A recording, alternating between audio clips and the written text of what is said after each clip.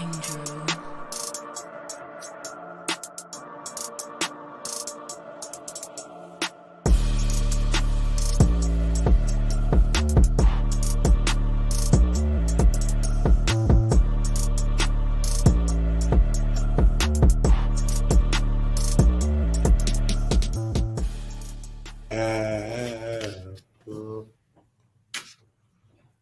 sir. Yes, sir. We are back, man. What's going on, everybody? Welcome back to the episode of the First and Foremost podcast, along with Bacon of Bacon Network. And we got a special guest, Yes, Ahmad.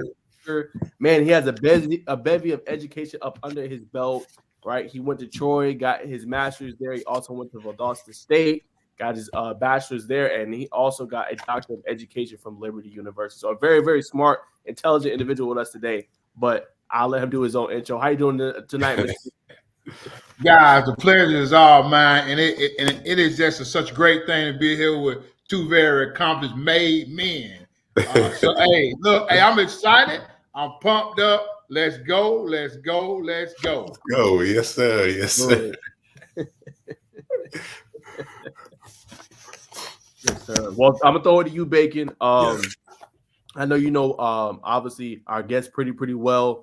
So I'm gonna let you kind of start off, and then I'll kind of relay off you, man. Yeah, coach. You know what I'm saying? I'm gonna start off. Do you know the name of your man? Do you know the meaning of your name, Ahmad? Yeah. Some people say it's a chosen one. It is a come from a Muslim background. So and I say Muslim Islamic background. So I was actually named after Ahmad Rashad. My middle name is Ahmad Rashad. So my dad was a football player coming out of Chicago. So he was a big Minnesota Viking fan back in the day. So they named me after Ahmad Rashad, but it added a N in my name. So I always tell people I'm the chosen one, baby. I'm the one that's gonna lead the people, baby. That's what I'm gonna do. For sure. At what point in time did you feel like, or when did you realize that you were like your path was aligned with your name, if that makes sense?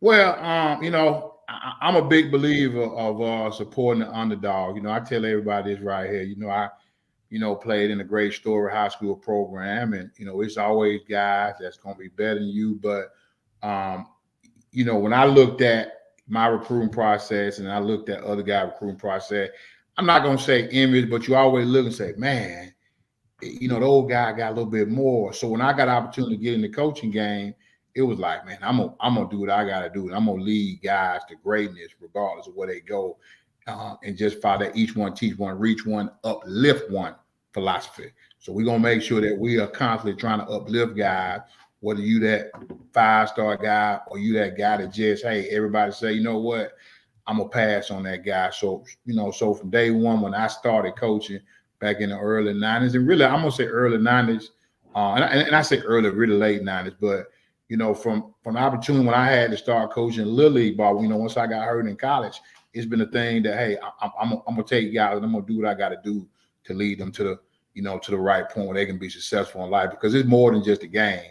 We always talk about, one thing we talk about in a lot of my programs I work with, we talk about the field quarter, and the field quarter is about life. Because at the end of the day, the light's gonna go off, the scoreboard is gonna be cut off, and you're gonna step outside the line. What are you gonna do in the field quarter life to make yourself be successful? So that's what it's all about, being the chosen one to lead people to greatness. Most definitely. Just kind of take us back early on, you know what I'm saying, before you're the man you are now, before people knew your name. Just kind of talk about just cultivating it all under one roof. You started out coaching, you saying, you started out the coaches program. So kind of how did you just get everybody on board? Because people don't just follow one man; they follow a man that's knowledgeable, got things going for himself. So how did you cultivate and harness that early on? Yeah, so in a nutshell, we started Minority Coaches Association back in 2010. The movement was started way before then, so it wasn't like, hey, we said we're gonna be a group of coaches, we're gonna get. Now the movement was started just way before then, when it came time to, when I was a young coach, and I was that guy that was loading kids up in cars, taking kids across the country, helping kids. I was that guy. So when I look at young coaches today and everybody want to say I ride, I'm here, I ride, Nah, it's a process. So people always ask me, well, how you know all these people? How do you make all these connections? Because I was hungry. I was hungry at a young age. So I was out there trying to eat and trying to make a name for myself by busting my tail, working counts, by doing it. So by doing that along the process, hey, you start meet other guys like-minded, like goals and aspirations. You taking them guys and you building a network, and then at the same time, they got a mentee. The next person got a mentee, and you pull them. And once you get everybody in the same room, and you know, as our people, you got to make sure that you ain't blowing smoke and you ain't selling nothing that's not gonna be discounted. Bottom line, I ain't saying no discount stuff because at the end of the day, the business we in, the business first and foremost is to help young people become great, but at the same time to be able to help coaches learn, prosper, and grow so they can ultimately reach and attain their goals they have. Because again, we all in this for something. But what is your something? Eric Thomas say your why. Nah, mine is what is your something. So why are you in this? And again, for me, it's not for the accolades, because I tell everybody this right here, and people who know me, I've sacrificed things in my life so my guys can make it, because there are a lot of guys who people don't know that my name was signed off on, and them guys coaching big time college ball now. Them guys are doing great things, and everybody knows, man, Tink signed off on that guy. Tink helped that guy. You know what? I do it behind closed door because that's what it's all about. It's about, number one, being a servant leader first and foremost. And again, hey, I posted today, don't rush it. Just wait. Your time will arrive. Most definitely. Before we talk about a coach that you may have signed off on at Georgia State, just Why you say Georgia State? Because I did my research. I seen you had talked up a coach that just got hired on at Georgia State. So I put two and two together every now and again, come up with four. But just talk a little bit about, you talked about following. So you got to follow in order to become a leader. Who was a mentor for you early on that kind of nurtured you and like, this is where we need to go? Well, I mean, when I first started off, my first job, I was a grad assistant at UAB. My very first job, 21 years old, wet behind the ear. George Pugh, a lot of people know the name George Pugh. George Pugh is a, very, very well-known coach in a lot of circles. He coached at Arkansas back in the day when Texas A&M was very good, when they had the wrecking crew. George Pugh there, he won a lot of games as the head coach of Bama A&M. Did a lot of things. George Pugh was very instrumental in my career. The guy that got me started, Marcus Bush, who was now deceased, he was a big time mentor for me. From a standpoint of educational, one of the biggest mentors for me was a guy named Dr. Ed Barnwell, because he gave me my first opportunity to be an athletic director, head football coach. He set the stage for who I am today, because he gave me a shot when others would not give me a shot. And he trusted in a young 27-year-old hothead to come in and lead the athletic program and run a football program. And, all he know that I was coming out of a great program that won state championship at LaGrange. That leads back to Steve Pardue. Steve Pardue, for me, was at one point my top reference. Coach won 3 state championships at LaGrange. Was assistant coach. And one of the reasons I say coach is because Steve Pardue came to LaGrange High School my junior year in 1991. He was my position coach. So he poured a lot into me, not as a coach, but also as a player.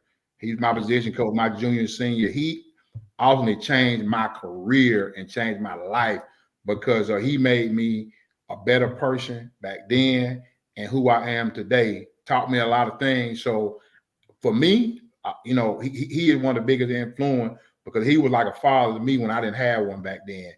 Because again, I was a hothead and I was a knucklehead when I was in high school, even when I was a young coach. Boy, everybody know, don't cross Big Tink now, because he'll give you that little emoji, that little on face emoji with them words come out the mouth. Yeah, now I'm gonna still give it to you, but I'm gonna give them to you in a way that I'm just gonna not give you that. Man, I might just give you one, but back then I was gonna give you 100 of them. So You know, I'm down to one now. So, but those are some of the guys who you know, were good to me. And then even some of my peers, guys who we're the same age, guy like Franklin Stevens, guys like Nick Davis. Tim Glavine was a big mentor of mine. He's at Kennesaw State now. So, you know, Kevin Whitt, who just got a Northgate job. God, we had a circle. And again, you know, you say Georgia State, me and Dale McGee, we cut from the same cloth. You know, we done things together. You know, I was there when, you know, he was doing greatness in high school, and even when I was at another, you know, I was the head coach of Kendrick, he was the head coach of Carver. We did, you know, people didn't know we were best friends. We rocking and rolling, we getting things done. But in the same time, on Friday night, we sworn enemies. On Friday night, you know, we gonna knuckle up. We're gonna get on that football field. But at the same time, people didn't know Thursday night, everybody wives and the guy, we at the comedy club having a good time. But now on Friday, hey, for them 48 minutes, hey, we gonna knuckle it up. Yeah. But on Saturday, we're at the bowling alley together. That's the way it should be. Oh yeah. So to piggyback on what you said, you know what I'm saying, because you're dropping so many gems real fast, I gotta make sure that people stay up to date. What does it take to kind of to get things done? You know, so as two black men, what does it take to get things done in a world like this? Well, I think you got to better navigate. You got to better navigate your surroundings, and you got to better navigate the field that you're trying to go into. I think a lot of times, guys, and you know, I say guys, coaches, just people, whatever profession you're in, you can't skip the line. A lot of people want to skip the line and get to the table. It don't work that way. It's truly a process. So you got to get in there and you got to grind. You got to show your worth through your work ethic and through your work. So I think it's important to have that great work ethic, and it's important to understand people and understand your net working ability. Because understand, I tell people this all the time. I say this all the time. Your network equals your net worth. Your net worth equals your net worth. Well, if you can't deal with people, because understand now, that's business. Business 101 is people. I don't care what you selling. If the people ain't buying into you, then they're not gonna buy the product. And I've made a career on people buying into me. I'm not selling nothing that nobody else is selling. People trust, people believe in me because I'm gonna be personal and understand it right here. I'm gonna do what I say. I say what I do. I ain't gonna feed you no BS. If I can't do it, guess what? I can't do it. I'm gonna tell you straight up. I ain't gonna tell you that I can if I can't do it. So again, people want honesty, people want transparency. People don't want to be BS because again, guys, 86,400 seconds a day. Don't waste people's time in life. We don't have time for that right there because I tell people all the time, get to the point with me. Don't give me a story to tell me, hey, I need a favor from you. Just tell me what you want. Exactly. 4-time state champion coach. He just got elected to the committee of Georgia High School Association for the Hall of Fame.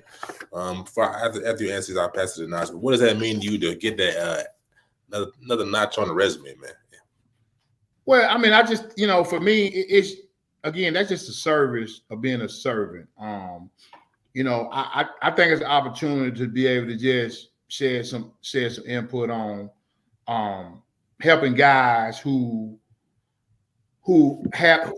did great things in high school and who need the opportunity to be nominated. Because here's the thing right here, where great deal that IJ and Todd Holcomb them did, great thing. But understand this right here, it's tough because there's so many great players that came through, and I just want to be able to shed lights on guys. Because I tell you right now, and I don't sugarcoat this, guys, I'm looking at guys in this area, right, in this West Georgia area, from down to Columbus, up to Noonan. Because I tell you right now, there's nobody in modern day Noonan that's on the nomination form because there's nobody to talk for them. There are a lot of great players. You know, I'm a LaGrange guy. A lot of great players that came through. But guys, it's nobody from LaGrange who made the Hall.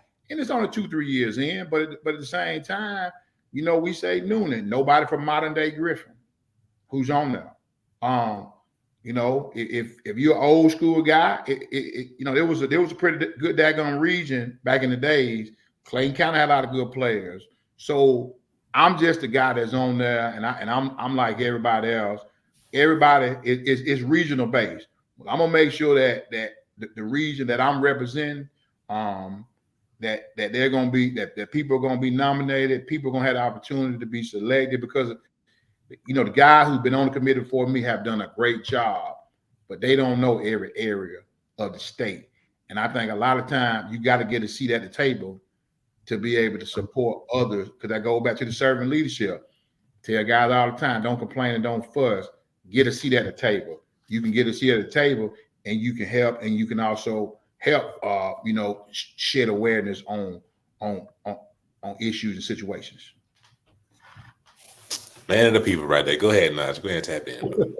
Yeah, I want to ask, just tell the people a little bit about what you're up to nowadays. I know that you're the director of student services in Coweta school district, but talk a little bit about FRE sports as well. What does that kind of mean to you? You've been doing that for a long time.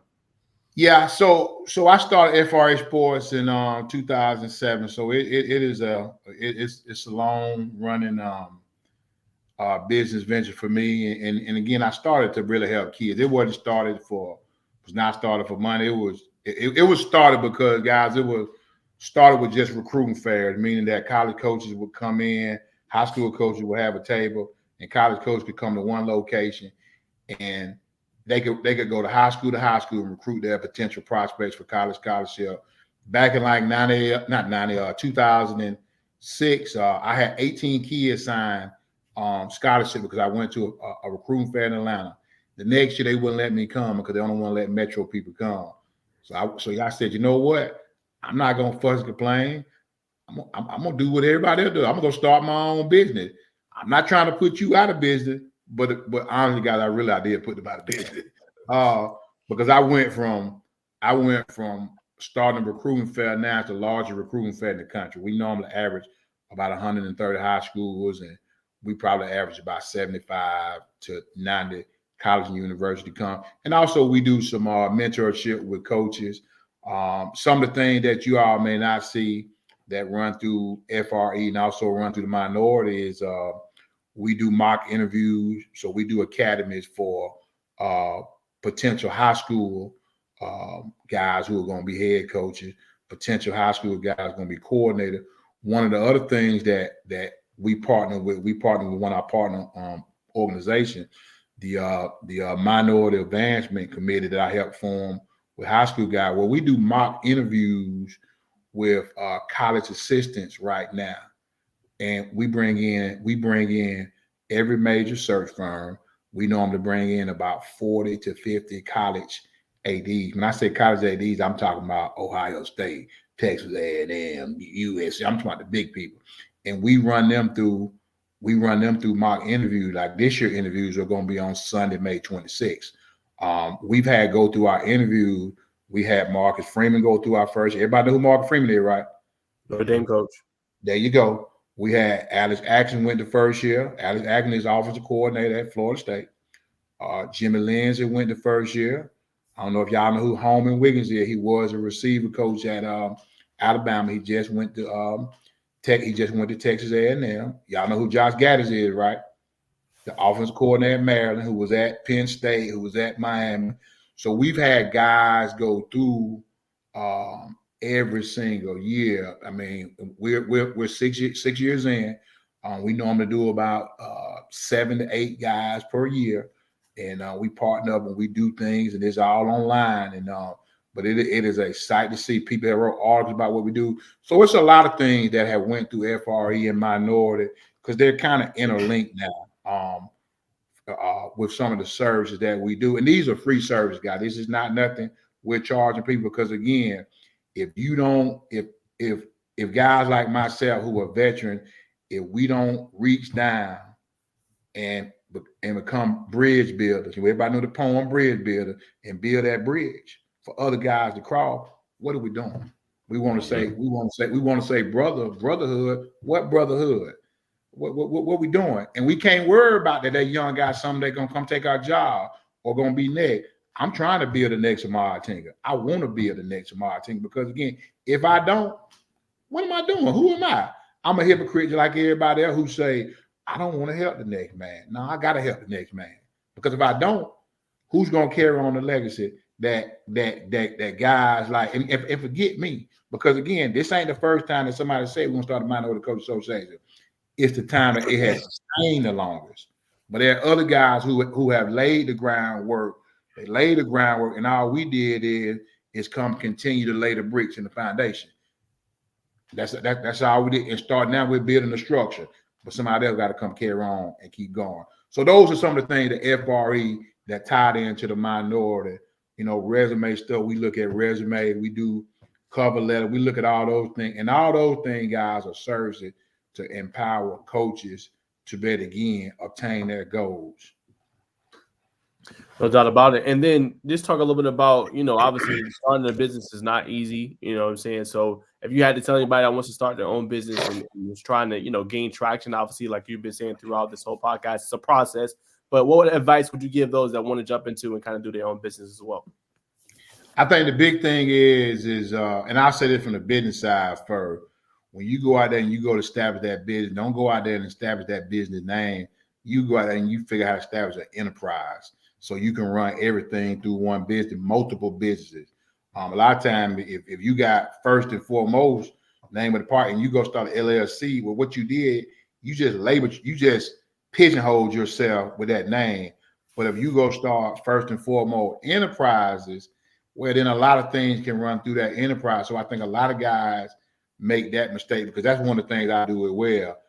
I help coaches build their LLCs and their nonprofits. That's another thing that we do up on the FRA. We build those mainly for college coaches. We don't really get outside than on other people because a lot of time with college coaches and also high school coaches, they make a lot of money, but they don't have tax write-offs. So they don't understand that if I'm making $1 million, and let me give you an example, and I'm married to my wife, and I give my wife $4,000 a month, but what I should do is give my wife $4,000. I should write my wife a check through my business. So now my wife becomes a 1099 employee, which now is a write-off for me, a tax write-off for me.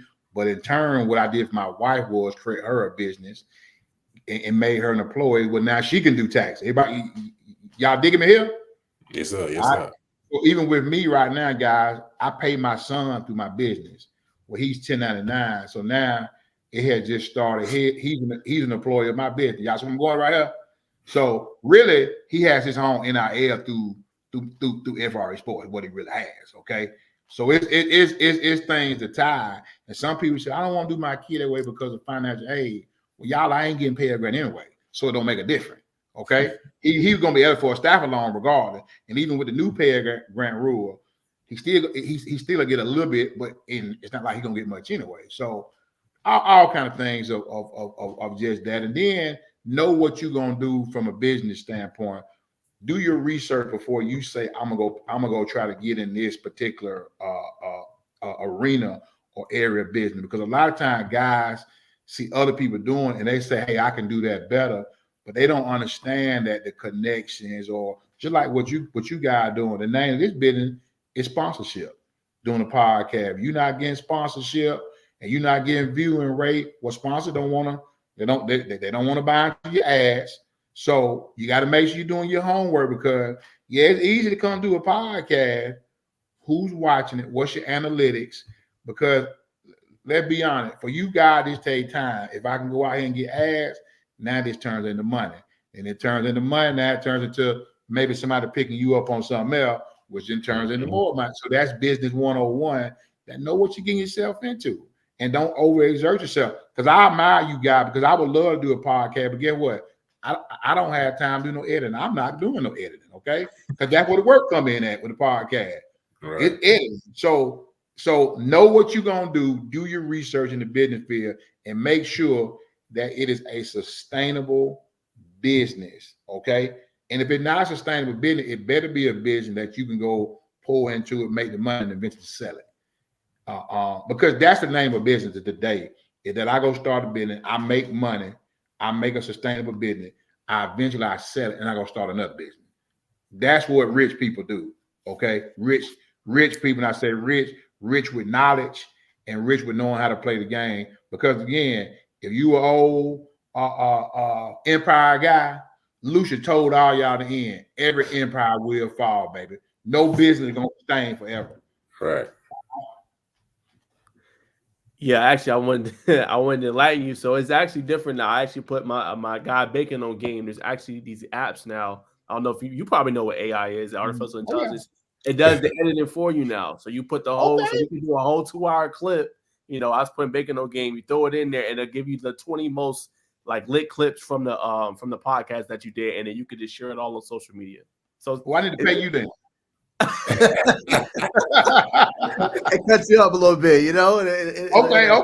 Look, you put me on game, but I still ain't gonna do it. But you put me on game. Come on, we need the Coach T pods. Yeah, well, you know, Coach T, I had to put you on game because you've been putting us on game and dropping gems. And speaking of gems, I want to ask you just from, if you had to say, where do you kind of get your business knowledge from? Is that more so like, you know, learning from different people, being in the game, or are you kind of more of a reader? You like to kind of study some of the greats, you know, in the business industry? You know, like, you know, for me, it's like a Rich Dad Poor Dad. Robert Kiyosaki's a pretty good businessman. Looking at Elon Musk, like, how did you kind of attain this vast amount of knowledge in the business world? So a lot of it is with me, guys. And I'm gonna be honest now, because I'm a couple years older than you guys. A lot of it comes from the street. Like I'm gonna be honest. Like when you really look at it, and you look at if you grew up in the hood, a lot of the same principles from what God, and I'm gonna say it on the corner did, is supply and demand. You know, this, that. It's the same concept that you take those concepts and you apply them to a business principle. They just didn't write a book. They were doing the same thing that Rockefeller was doing. They doing the exact same thing. They just had the wrong product. Okay. So at the end of the day, like, so I looked at those things, and then I do read. I'm not gonna sit here and say I read a lot, and you know, I read a lot, but at the same time, I talk to a lot of people who got big money. So I deal with a lot of millionaires in the business world, and for all walks of life. And I asked them, hey, you know, what are some things you're doing? Share some things with me, because again, I'm a big stock guy. I just got into building house. So I'm actually building. I just bought 20. I got 5 houses being built as we speak right now. And then I'm doing 5 houses. I'm a pop. So I'm building 5, taking 30 days off, building 5 more. So I've got into the affordable housing business. I'm doing all this in Bainbridge, Georgia. So I'm going into rural places and buying lots for the low. So, but all that, some of that knowledge comes from guys who basically they're filthy rich. And you gotta look at things. You gotta not be scared to take a risk. Well, a lot of people, they go make a little bit of money, they're scared to take a risk. You scared money don't make money. You gotta be able to take risks, and you can't say that everybody who knows me, for every organization I've ever been a part of, guy, y'all know, even with the minority, the first job I had with the minority, because I didn't want to be the guy in charge. I was elected to the treasurer, guy. Every organization, I'm elected to the treasurer. You know why? I'm the cheapest son of a gun out there. Guy, the pants I still wear today, they 15, 16 years old. Okay, I don't spend money. I'm a tight guy, but guy, I'm a guy that's not scared to invest. I will go, if you tell me you got XYZ acre and it's $200,000, I got it. I'm gonna go get it. If I don't have it, I'm gonna go get it, because I know I can flip that 200 grand into 4 or 5 million. And I think that's, and again, that comes from talking to people.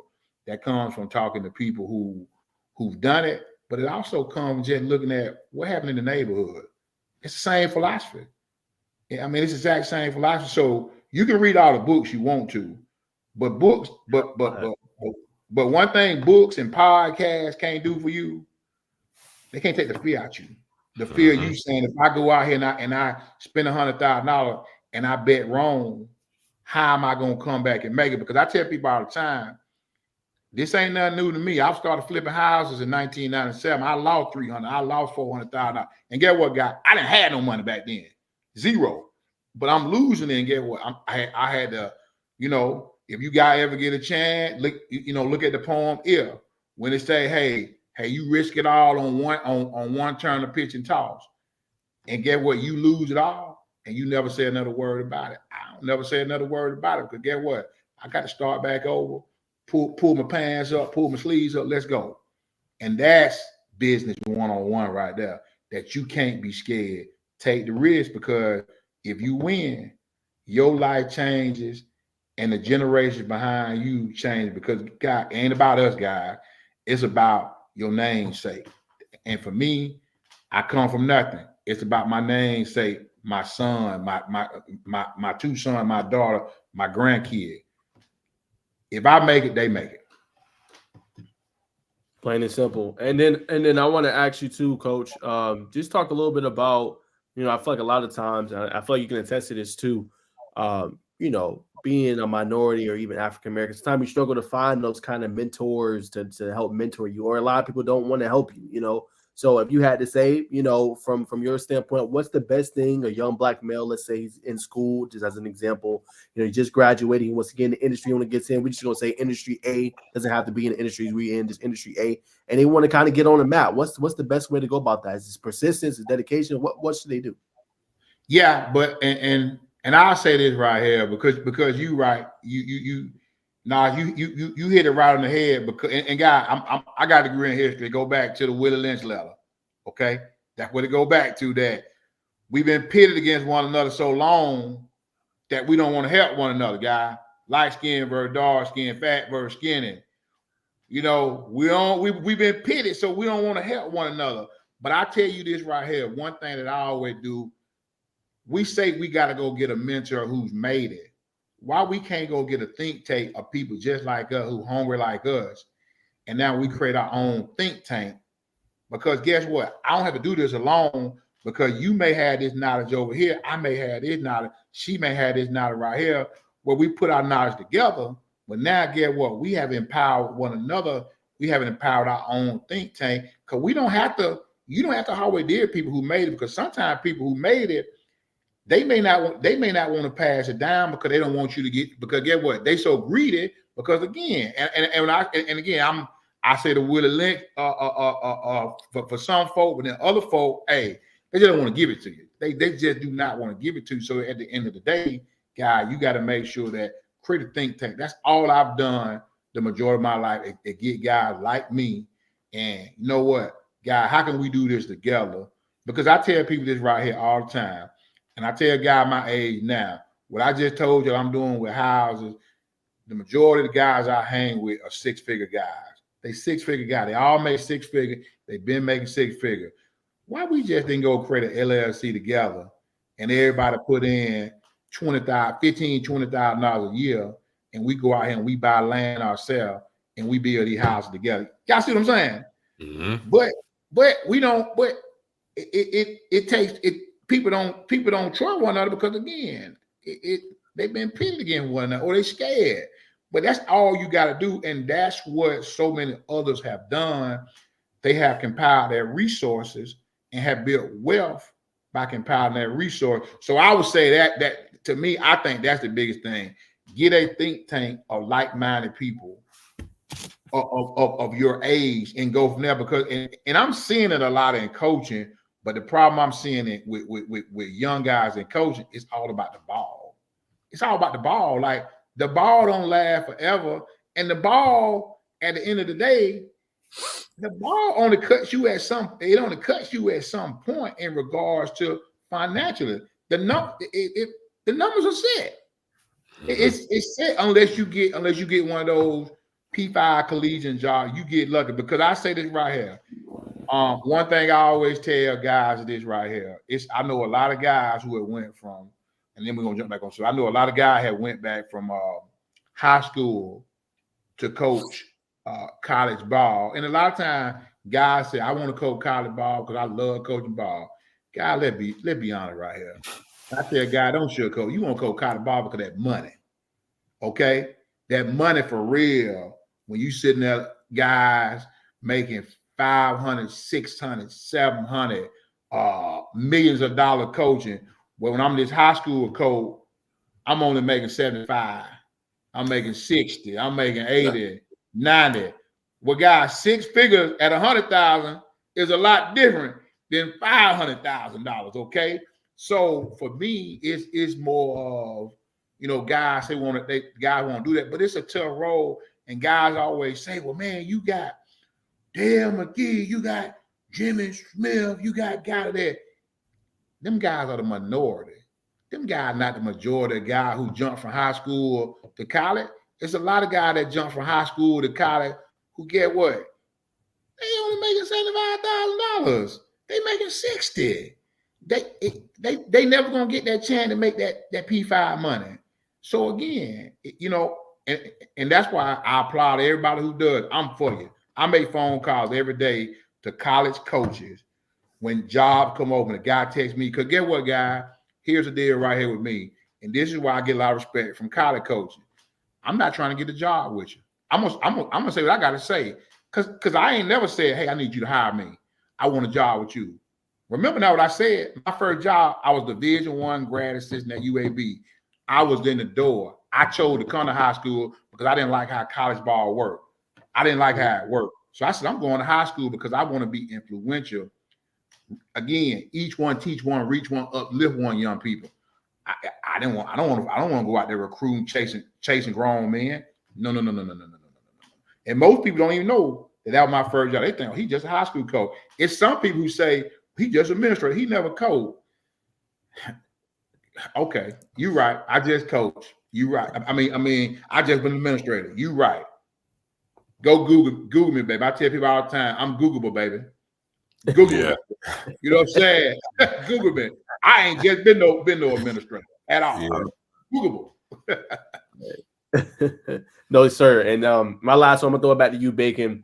I want you to kind of just expound a little bit on Coach Tink, a little bit about what's on your shirt. You talked a little bit about it, the each one teach one, kind of uplifting people. But what kind of was the mastermind? What kind of went behind creating the Georgia Minority Coaches Association? What were you hoping to accomplish in a spot that's very, very successful and that's helped a lot of people get on the map? Yeah, so when we first started organization, guys, it was all about just taking minority coaches and bringing minority coaches together, because there's so many successful minority coaches out there. But a lot of time, again, I told y'all, some guy don't, the new way a little bit different to me, but we had a lot of guys back then who were very successful. And we wanted to come together as just a group of guys. When we first started in 2010, we put a conference together in series of probably 10 to 15 days. I picked the phone. I called Nick Davis, who former head coach at Fed, kind of been a lot of places, Spalding, a lot of places. One great friend of mine, his only strike, he owed Griffin, Georgia, Joker. So, the Grange and Griffin, Georgia now, we butt heads. So, but that's my guy there, okay? So we put something together. Guys, the first year we put a conference together back in 2010. We had 60 coaches short of Columbia, Georgia. It was about 10 days, 60 coaches short of Columbia, Georgia. We just talked about things. We had different guys speak on things like how to deal with the media, how to deal with administration, interview process, resume. We wanted to better take guys, and we wanted to be able to just, hey, guys, this is the thing that we need from a professional development standpoint to be able to help one another. And the thing that the biggest thing for me that back in 2010 that I was most proud of, and remember, guys, it was not even an organization back then. It was just a group of guys coming together. And actually in 2008, a bunch of Georgia Southern guys got together and did this in Macon. In 2008, guys, again, like Frank Stevens, Derek also, the new superintendent of Putnam, Kevin Whitley, Nick Davis, a bunch of them old jarhead guys from Georgia Southern. They got together and they did the things they were discussing, because guys, this is power right here. What the things they were discussing was stuff like life insurance policies, how to get loans for buying houses, how to possibly start a business. Because those are things, guys, if you come from an African-American community, I'm going to say the hood. Guys, who you got in there that's teaching you that stuff right there? We don't know, because a lot of times we come from broken families. We didn't have a daddy there, or we was renting apartments and mama working and old taking care of the siblings. So guys just didn't know. But then you got guys who married, who trying to be the best father they can be, trying to be the best provider they can be. So, those things, and again, those are some of the private conversations that we're still having, guys. We're still having those conversations because, again, the young generation, what I just said earlier, ball, ball, ball. It ain't all about ball. What about the Knicks? So again, that was 2008, 2010. We all came together. We started going over stuff. But, guys, one of the proudest things that I was so proud of that very first meeting, every black, and I say black African-American head coach that had won a state championship in the history of Georgia high school football was present, except one.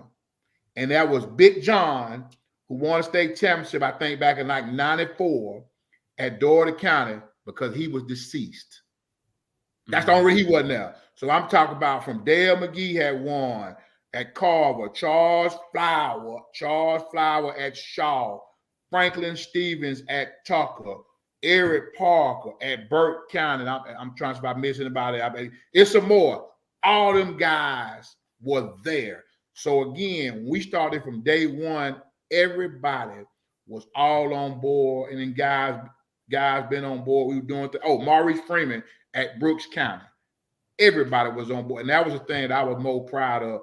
That again, guys were willing to support one another, and I think it's still there. A lot of us got a little bit older. Some guys have retired, but guys still support, whether it's in person, from afar, and that's all you ask, and that's all the next generation got to do. It can't be the crabs in the barrel, because at the end of the day, guy, I tell you this: if you're a young guy and you aspire to be a head coach, it's only so many great players that you can have an opportunity to be. You got to be realistic. And a lot of times you're going to compete directly head to head against probably against another minority coach. And it is a reality. We're not going to sugarcoat it, okay? We can sugarcoat it, but we not. But that don't mean I got to not like you or we got to have animosity. Hey, you can be my best friend because I tell everybody right here, when I step in the room to interview, that's my time. And get what? You give me my 20 minutes, you give me my 30 minutes, I'm going to take over the room, baby. And get what? You got the same opportunity I had. And we can have the exact same information. But you know what? It's my time, it's my show. I'm going to go in there and kill it. You better do the same thing. So you know what? Let's work together. Regardless, we can go through the same training. But I still got my 30 minutes. You got your 30 minutes. And I'm going to kill my 30 minutes. You definitely going crazy right now, Coach. You teaming up with Northeast Georgia recruits with Coach Daniels, man. So how did let me ask you this first, man. Why has recruiting become such of a murky waters of non-committable offers? You know what I'm saying, why is it like that? Well, I just think it's two things for high school kids. It's simple. It's transfer portal, it's NIL. So I think that those things have just made this new recruiting age just so difficult for high school student athletes, unless you that 5-star, you that 4-star kid, and you got the measure, you're gonna be fine. But everybody else, it's tough. It's tough now because what I always tell high school guys, and I tell college coaches, if I'm a college coach and I want to and if I want to win immediately, I gotta go to the transfer portal. I'm going to transfer portal. I'm not going to sugarcoat it. But watch this right here. High school coaches and parents and everybody want to get mad. Let's be honest. I tell all my high school, and I tweet it all the time. If I'm a high school coach and I get a transfer coming in that's a junior from another high school program, or I got a freshman coming in, who am I going to play? I'm going to play that transfer. So what are we talking about here? We've been doing it for years. It's just been an unofficial transfer portal. So it's the same reality. So I think it's murky. And what Coach Daniels is doing, he's doing amazing. You know what he's doing? He's going after the underdog. My type of kid is that not the 5-star, not the big time kid. He's doing a great thing. And I talk to Coach Daniels all the time. I tell him all the time, listen, man. You go do what you do. You go create the next 2-4-7, the next on 3 next rivals. Because that's what I see coming for him, because he's created a huge following fast, and that's his passion. And I know I tell him, listen, he started doing a lot of it because those kids in that area were not getting exposure, and one of them was his son, and rightfully so, he should have.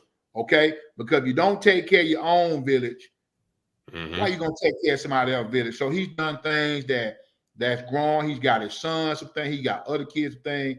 He is doing some things. And all I try to do with him, I try to mentor and hey, think about this, think about that. We're gonna do some collaboration stuff because I love what he's doing. I love what he's doing because really what he started doing what I started years ago. But I just told him this as I moved up in my career, in my personal job, my time has got short and very very compact now. So I don't have all the necessary time. And God, one thing I was never gonna do for me, it's certain things I won't do. I don't really get involved in the kid chart. I don't have time to work with individual kids.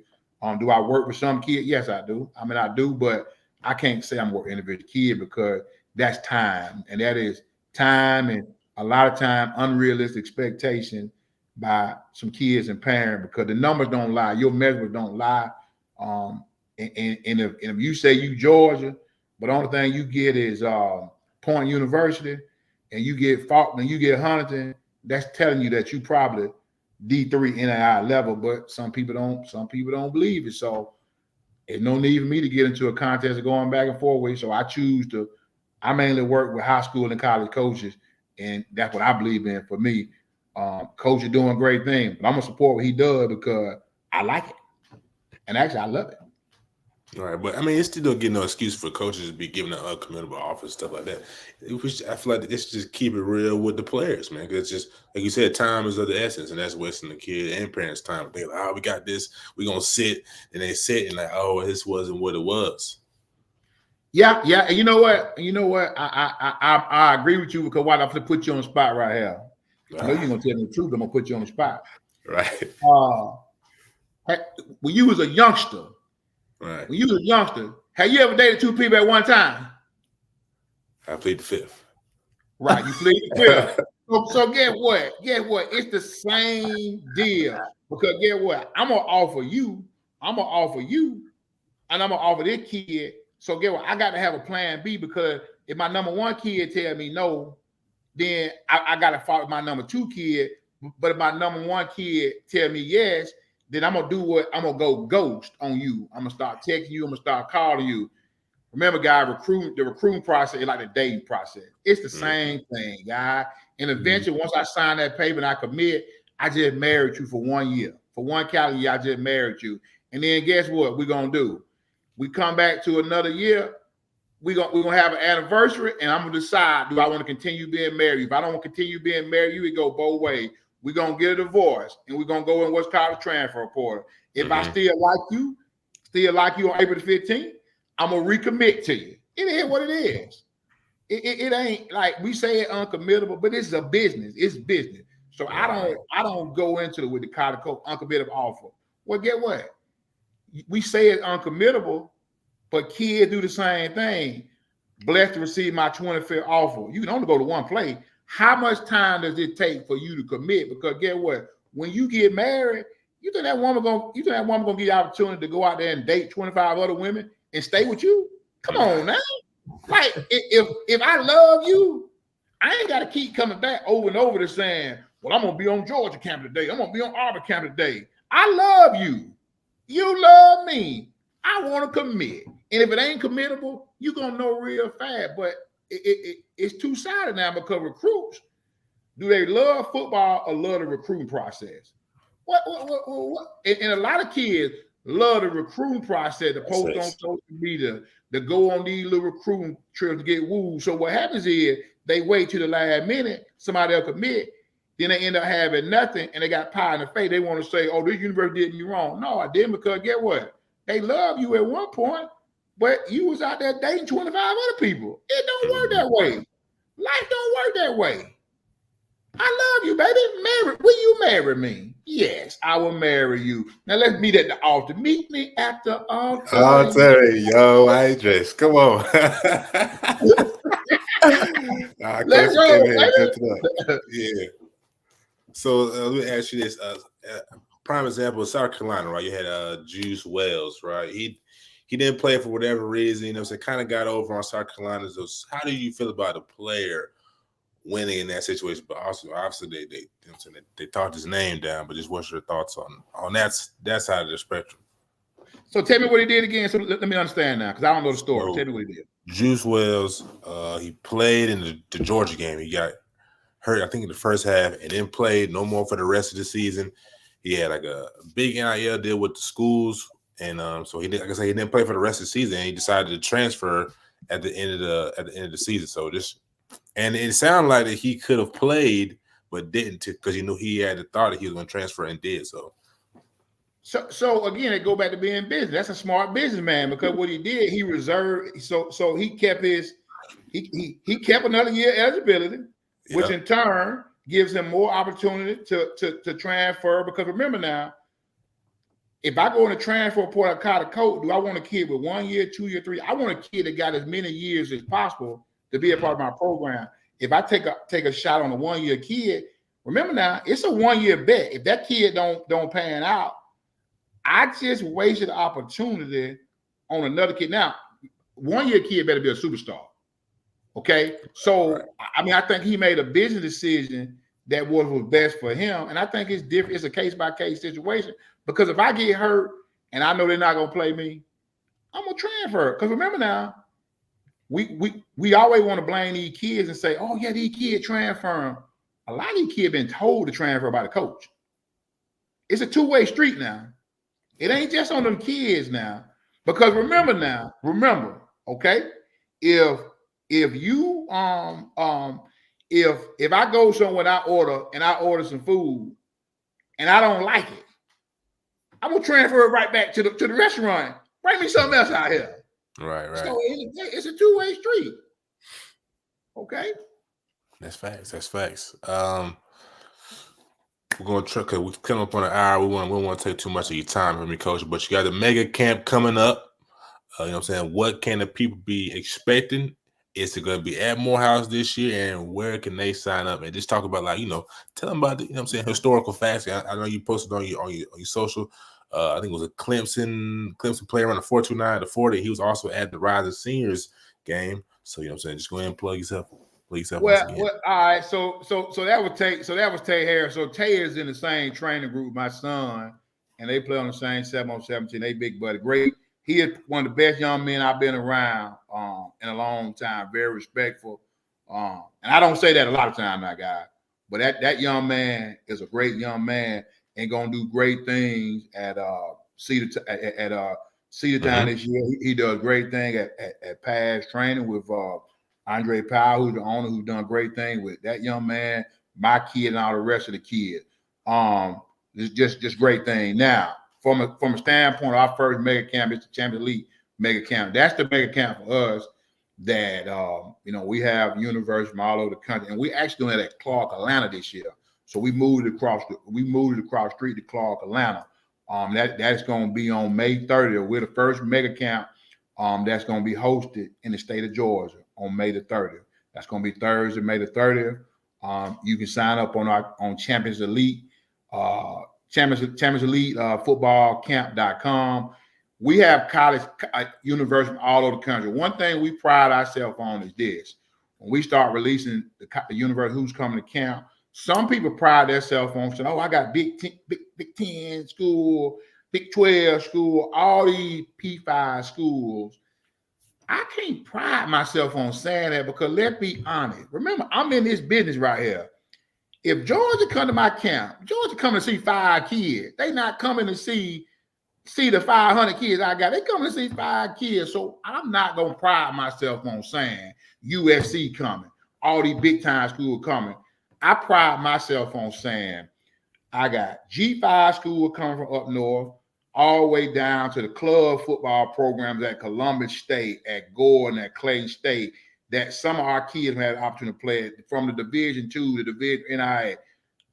I pride, because think about it now, it's more kids that are going to go to them schools that's going to sign with Georgia or Alabama off of high school teams. So again, how are we trying to help kids get to that true goal? That goal, number one, should be to further their academics, and number 2, play football. Listen. The game, let's do the numbers. It's only 3% of college football players that make the league. Only 3%. So but look at the percentage of how many graduate from college. So the goal to graduate from college. So that's our first camp at Clark, Atlanta on May 30th. We're gonna have schools from across the country. On Saturday, July 6th, our HBCU mega camp. Hey, listen, we're gonna have a sight to see this year because we got the camp on Saturday, July 6th.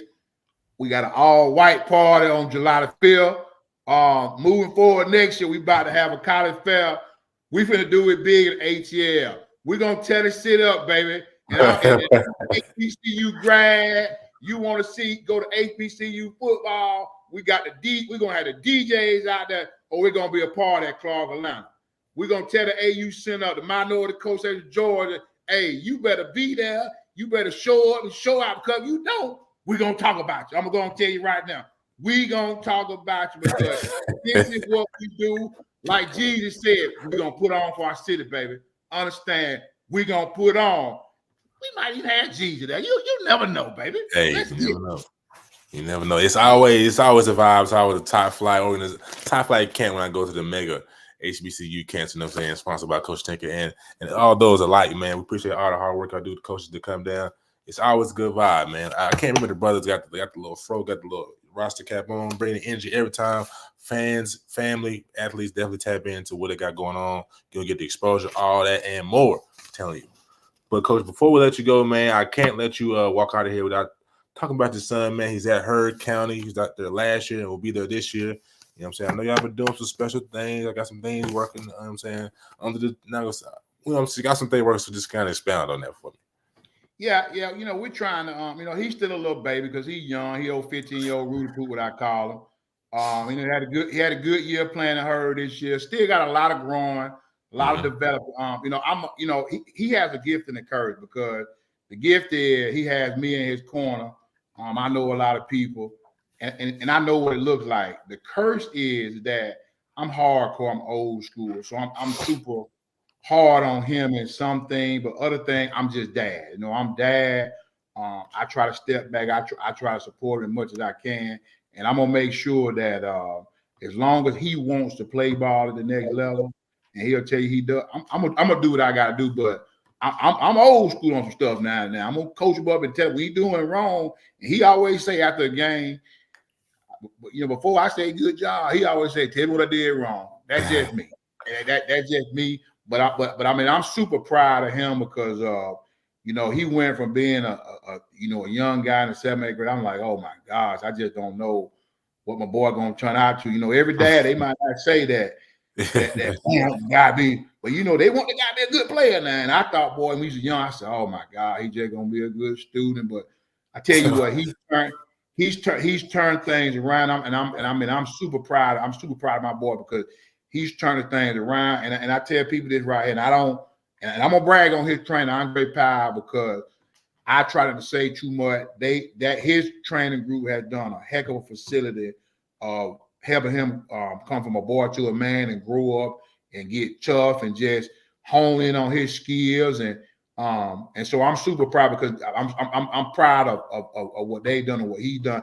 I'm proud of what the staff at Heard County has done when he came in January. I mean, in July, and the school, the players, the whole program community open their arms to him and me. So I'm super proud of folks like that, and that lets you know it's still good folks out there in life that really care about young folk. So I'm proud of my boy. I'm proud of everybody who's poured in him every day. And I can't say enough just about, his mom, his grandmoms, and because everybody, remember it takes a village to raise a young folks. So I'm just the money man. I'm just the money man that when he got to go to camp, he got to go do that. I just pay the bill. That's all. I'm just an old money man. But everybody else is doing everything from his teachers to his buddies. It's all on them. I'm just the money man. Okay. I'm the proud money man for the next 2 years. I'm gonna yes, sir. Better get a scholarship and get a cost of attendance check, or you better get something, okay? Because you don't. Well, the money man gonna cut you off. I know little Tink, he's gonna be all right, man. You know what I'm saying? He just like his pop, solid as a rock, got a good head on his shoulders, so I'm sure he'll be fine. Now, you got anything left for Coach Tinker?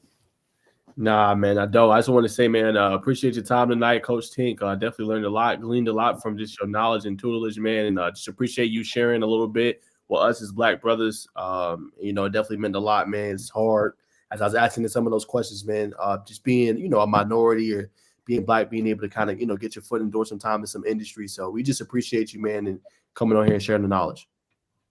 Yeah, and again, it was a pleasure. I appreciate y'all having me on the show to better just provide some knowledge to people from all across the country, provide knowledge to coaches, just everybody. I can't, I can't get enough of doing this.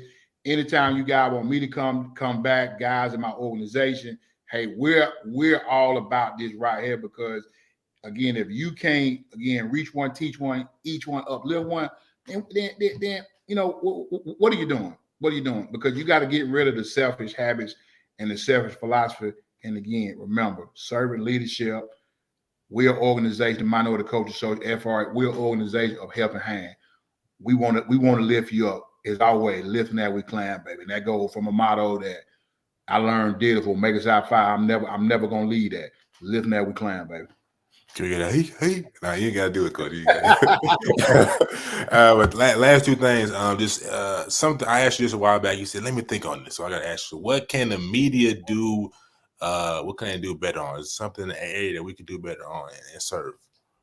Yeah, I think the biggest thing is for a startup media or media. Just talk to me on that.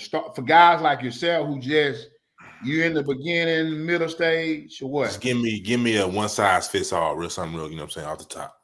Well, I think it's all about being personal. I think it's about being out there and being seen. I think you gotta get out there. And I'll say this. Remember, I always talking about it takes money to be able to grow, and it's all media.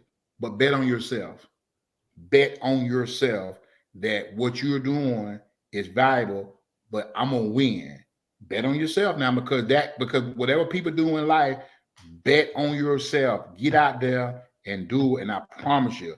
And we say all media, because all is not the same. Everybody is not the same table. Okay. So I talk about guys like you. Bet on yourself of what you're doing. And believe it may get frustrated, it may be bad, but believe what you're doing is the right thing. And don't even when you get frustrated, you push through and you overcome. And y'all guys are gonna be great because this platform you guys have it is awesome. And this is the platform that you guys can change people's lives. Guys listening, guys coming on here have the opportunity to speak, and ladies, because it's guys, it changed my life. It can do the same thing for you out. Bet on yourself. Well, man, I appreciate that, Coach. Last thing, I know you know what I'm saying, you're doing the houses thing. I'm trying to get into that alleyway. I know if Naj wanted to come, would you extend out that welcome for us just to come learn? If we got, do some driller work. I'm pretty handy, man. I come from the country a little bit, so you see the calluses on my hands. So if you ever need any help, could we be of service to you, sir? God, I teach y'all the whole process. God, it's enough land out there, and it's enough. And God, remember, I don't touch no houses now. I ain't touching no house. Oh, yeah, affordable housing. I'm white. Listen, I'm white collar. I'm not blue collar worker no more. I'm white collar worker. I'm not touching no house. Okay. Yeah. Understand? I will teach you guys the entire process, guys. Because again, you're not my competition. I don't have competition because, hey, if I can teach you guys how to change y'all life, I'm gonna do it. We just trying to learn how to fish, though. That's all. Yes, sir. Yes, sir. So I got you. Tell me when. My last one, Coach. I just want to ask.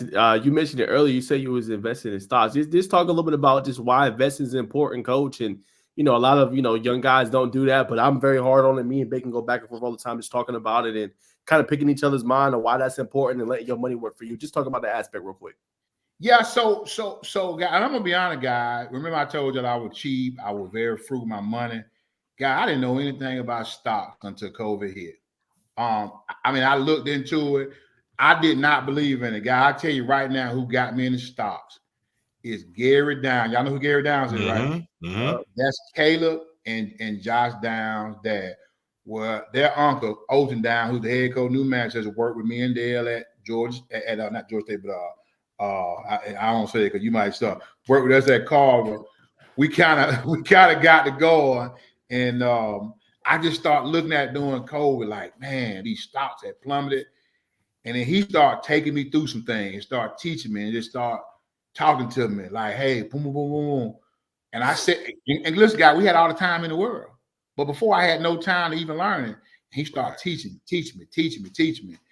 And then I started getting on that option trading because we had nothing to do. So I started waking up option trading, made a little bit of money. And I like, man, I like this. So then I started looking at long game stocks that at one point was $5,000, but had plummeted to like $30 and $40 or to $11. So I said, let me go ahead and buy a lot of these stocks. And now, they've split and they've $50 and $60. But when you bought them for $11, well, you do the math. So I've never pulled money out, guys. Never since COVID. I just sit there and watch it move, watch it work. I still option trade. Sometimes I lose, sometimes I win. But I think that a lot of guys don't. Again, it goes back to a risk that they may not understand it. So a lot of times you understand, you're hesitant to do it. But I think it's a valuable process because when you start talking about if you're option trading and you really get it, you can make money. You can make a lot of money real fast. And I think it's valuable to go in there and learn it. Because if you hit it right, it's a reason why people go in there and they, invest in the stock market $50,000 and they hit it, and that $50,000 turns into $300,000 overnight, or in 7 days, or in 5 days. Because I may option trade today, or I may go long trade and buy a bunch of stock on Monday and bet on it for Friday. So I think it's really important that we educate one and we learn the stock because. God, the stock market, Wall Street, been around for years. People that got filthy rich. Why can't people who may not necessarily have the knowledge do it? And it goes back to what I said earlier: fear of risking it all on one turn of pitch and toss and losing. Well, you can't be scared. So it is a valuable thing, and it's no different than. Real estate. Real estate is the same thing. It is a risk. It's a high risk option, but it's a high return if you hit. If you don't hit, well, you can lose it all. But if you hit and you do things the right way, it is high risk, high reward. And again, I'm willing to take high risk because I'm thinking about, people always say, I want to create a legacy. I want to create a legacy. And I said, well, what's a legacy? And they always say, well, I want to create a legacy for my family that had this. I'm beyond creating a legacy. I'm about creating a dynasty. Because you create a dynasty, how will I be remembered? That's what I want, a dynasty. Because you think about all the dynasty, everybody know who Shaka Zulu is in Zulu, because there would be nothing without Shaka. Everybody know that. He created a dynasty. Martin Luther King, dynasty. You can talk about Malcolm X, dynasty. There are people, Rockefeller, dynasty. All right, so create a dynasty, baby. And by doing that, you got to take risk.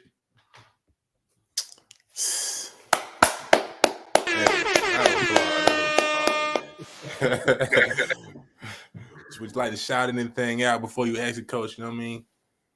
Yeah, listen. Hey, I want to thank everybody who puts up with me daily. Hey, I just left my staff at Maggie Brown, headed my new job. One of the best staffs out there. My chief of staff, Big Chef. Hey, all them folks over there who put up with me. I got a big shout out to the Big Severe, Big Bear who put up with me. Who put up with me all the time. The minority, Coach Ked, Coach Chip, all them guys right there. The little short guy, you to my Coach Myron. That's my Energizer Bunny. Most people don't know. Coach Myron played for me when I was a head football coach. I raised him since he was 13 years old, and I gave Myron now I'm about 36, 37. So I was I raised him when he was 13. I was his head football coach for 4 years at Kendrick High School. Man, one of the best young coaches in the business. I tell somebody y'all better come get Joseph Myron because that guy got it going on.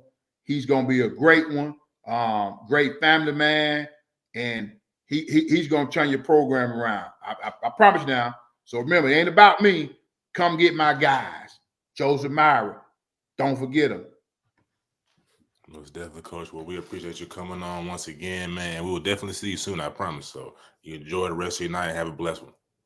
Appreciate y'all, guys. Thank you very much. Yes, sir. Sure.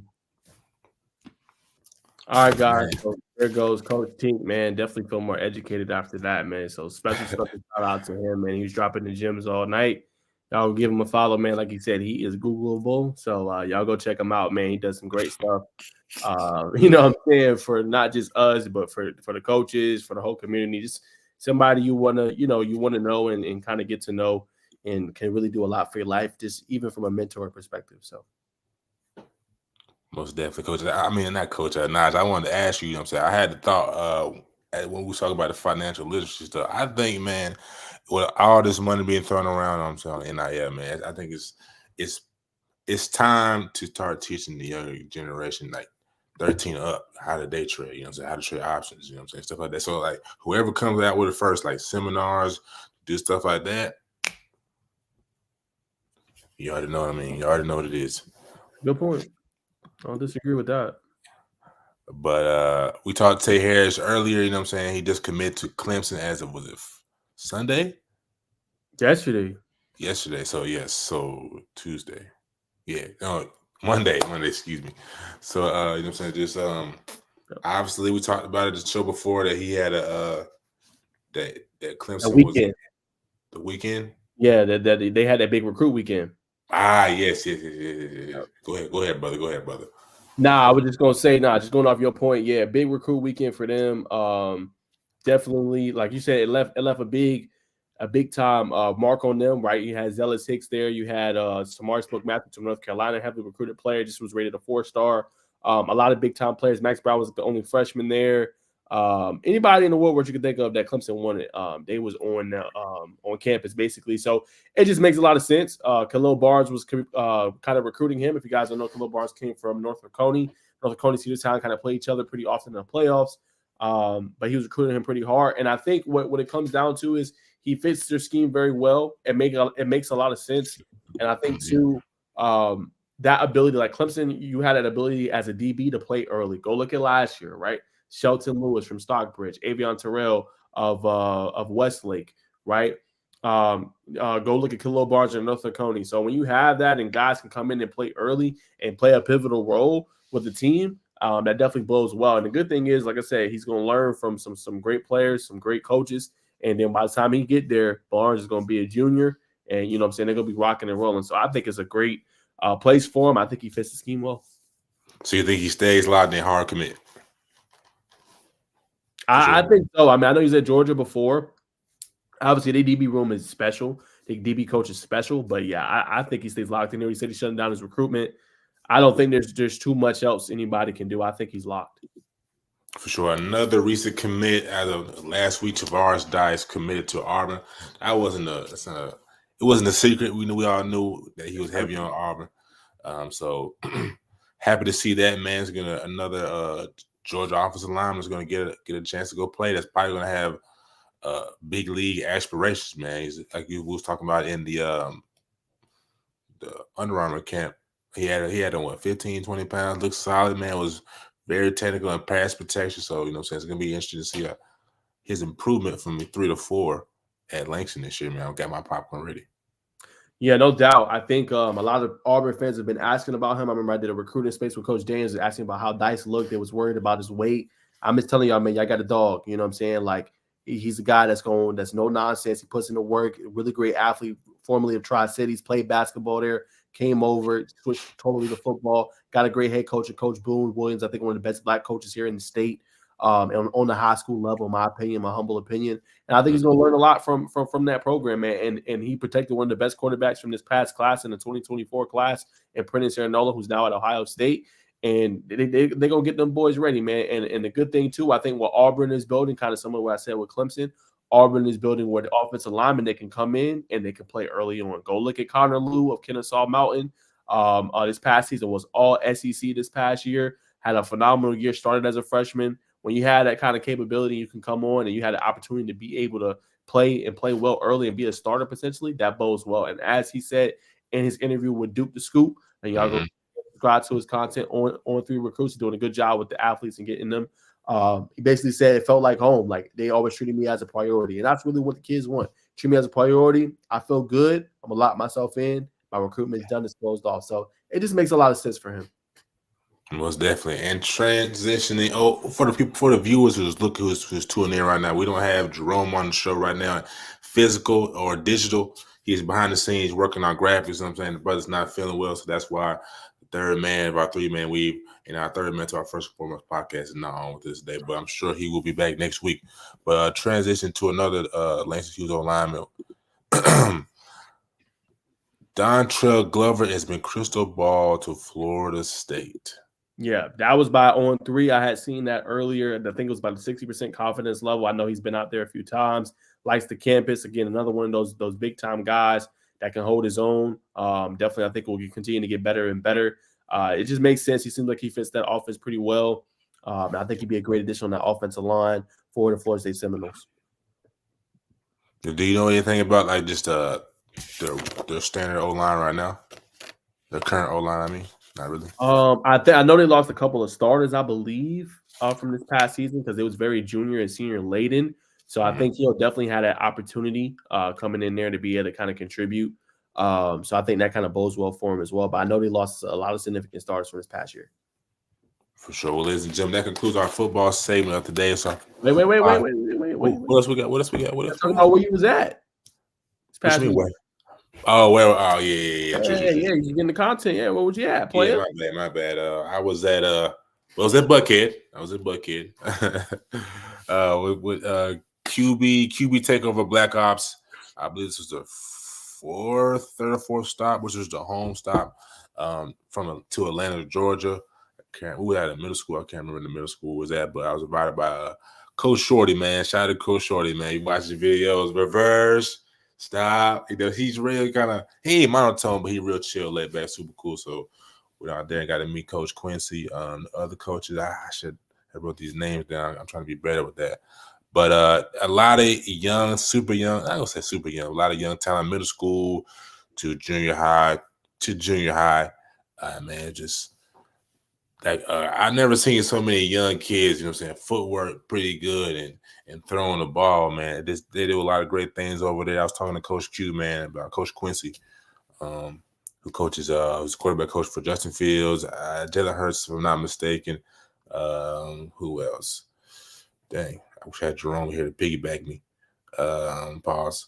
But you know what I'm saying, a lot of the young African American quarterback he helps train. And he was I asked him, like, Coach, how do you kind of, you know, so I always ask people who got good things going on, like, how you getting this, got this good business going? He's just, especially with the kids, like they said, man, really, it's just the parents, they trust us, and we're gonna do good things with the kids, you know what I'm saying, take care of it. There ain't gonna be no tomfoolery going on here, just to respect the caliber of, you know what I'm saying, standard that he holds. So, you know what I'm saying, I took that in. As you see, I locked it in, but so that was a great thing. I'm feeling on Jerome's half. Jerome's at the Shock Doctor 707, man. He got some high-level content with Tay Harris mic'd up and Aaron Gregory. And Aaron Gregory did an interview with a little young man. So that was dope, man. He always doing things for the Deshaun Watson. Coach Q also helps Coach Deshaun Watson. But yeah, Jerome was doing that. So check that out on Inside the Hashes on YouTube, on his Twitter page. Tay Harris and Aaron Gregory, man. A magical moment, you know what I'm saying, that he captured. Great work by my brother Jerome. You want to talk about where you was at this weekend, brother? You got some extra time on the pod, you know what I'm saying, if we want to. Well, I just took a little trip, man. Nothing too crazy, y'all. I just went to Houston. You know what I'm saying? It was cool little vibes. Got to see something different. I just believe I'll say it real quick. I just believe, like, if you go hard, you work hard, you should be able to take 1 or 2 vacations a year. You know, I stand by that.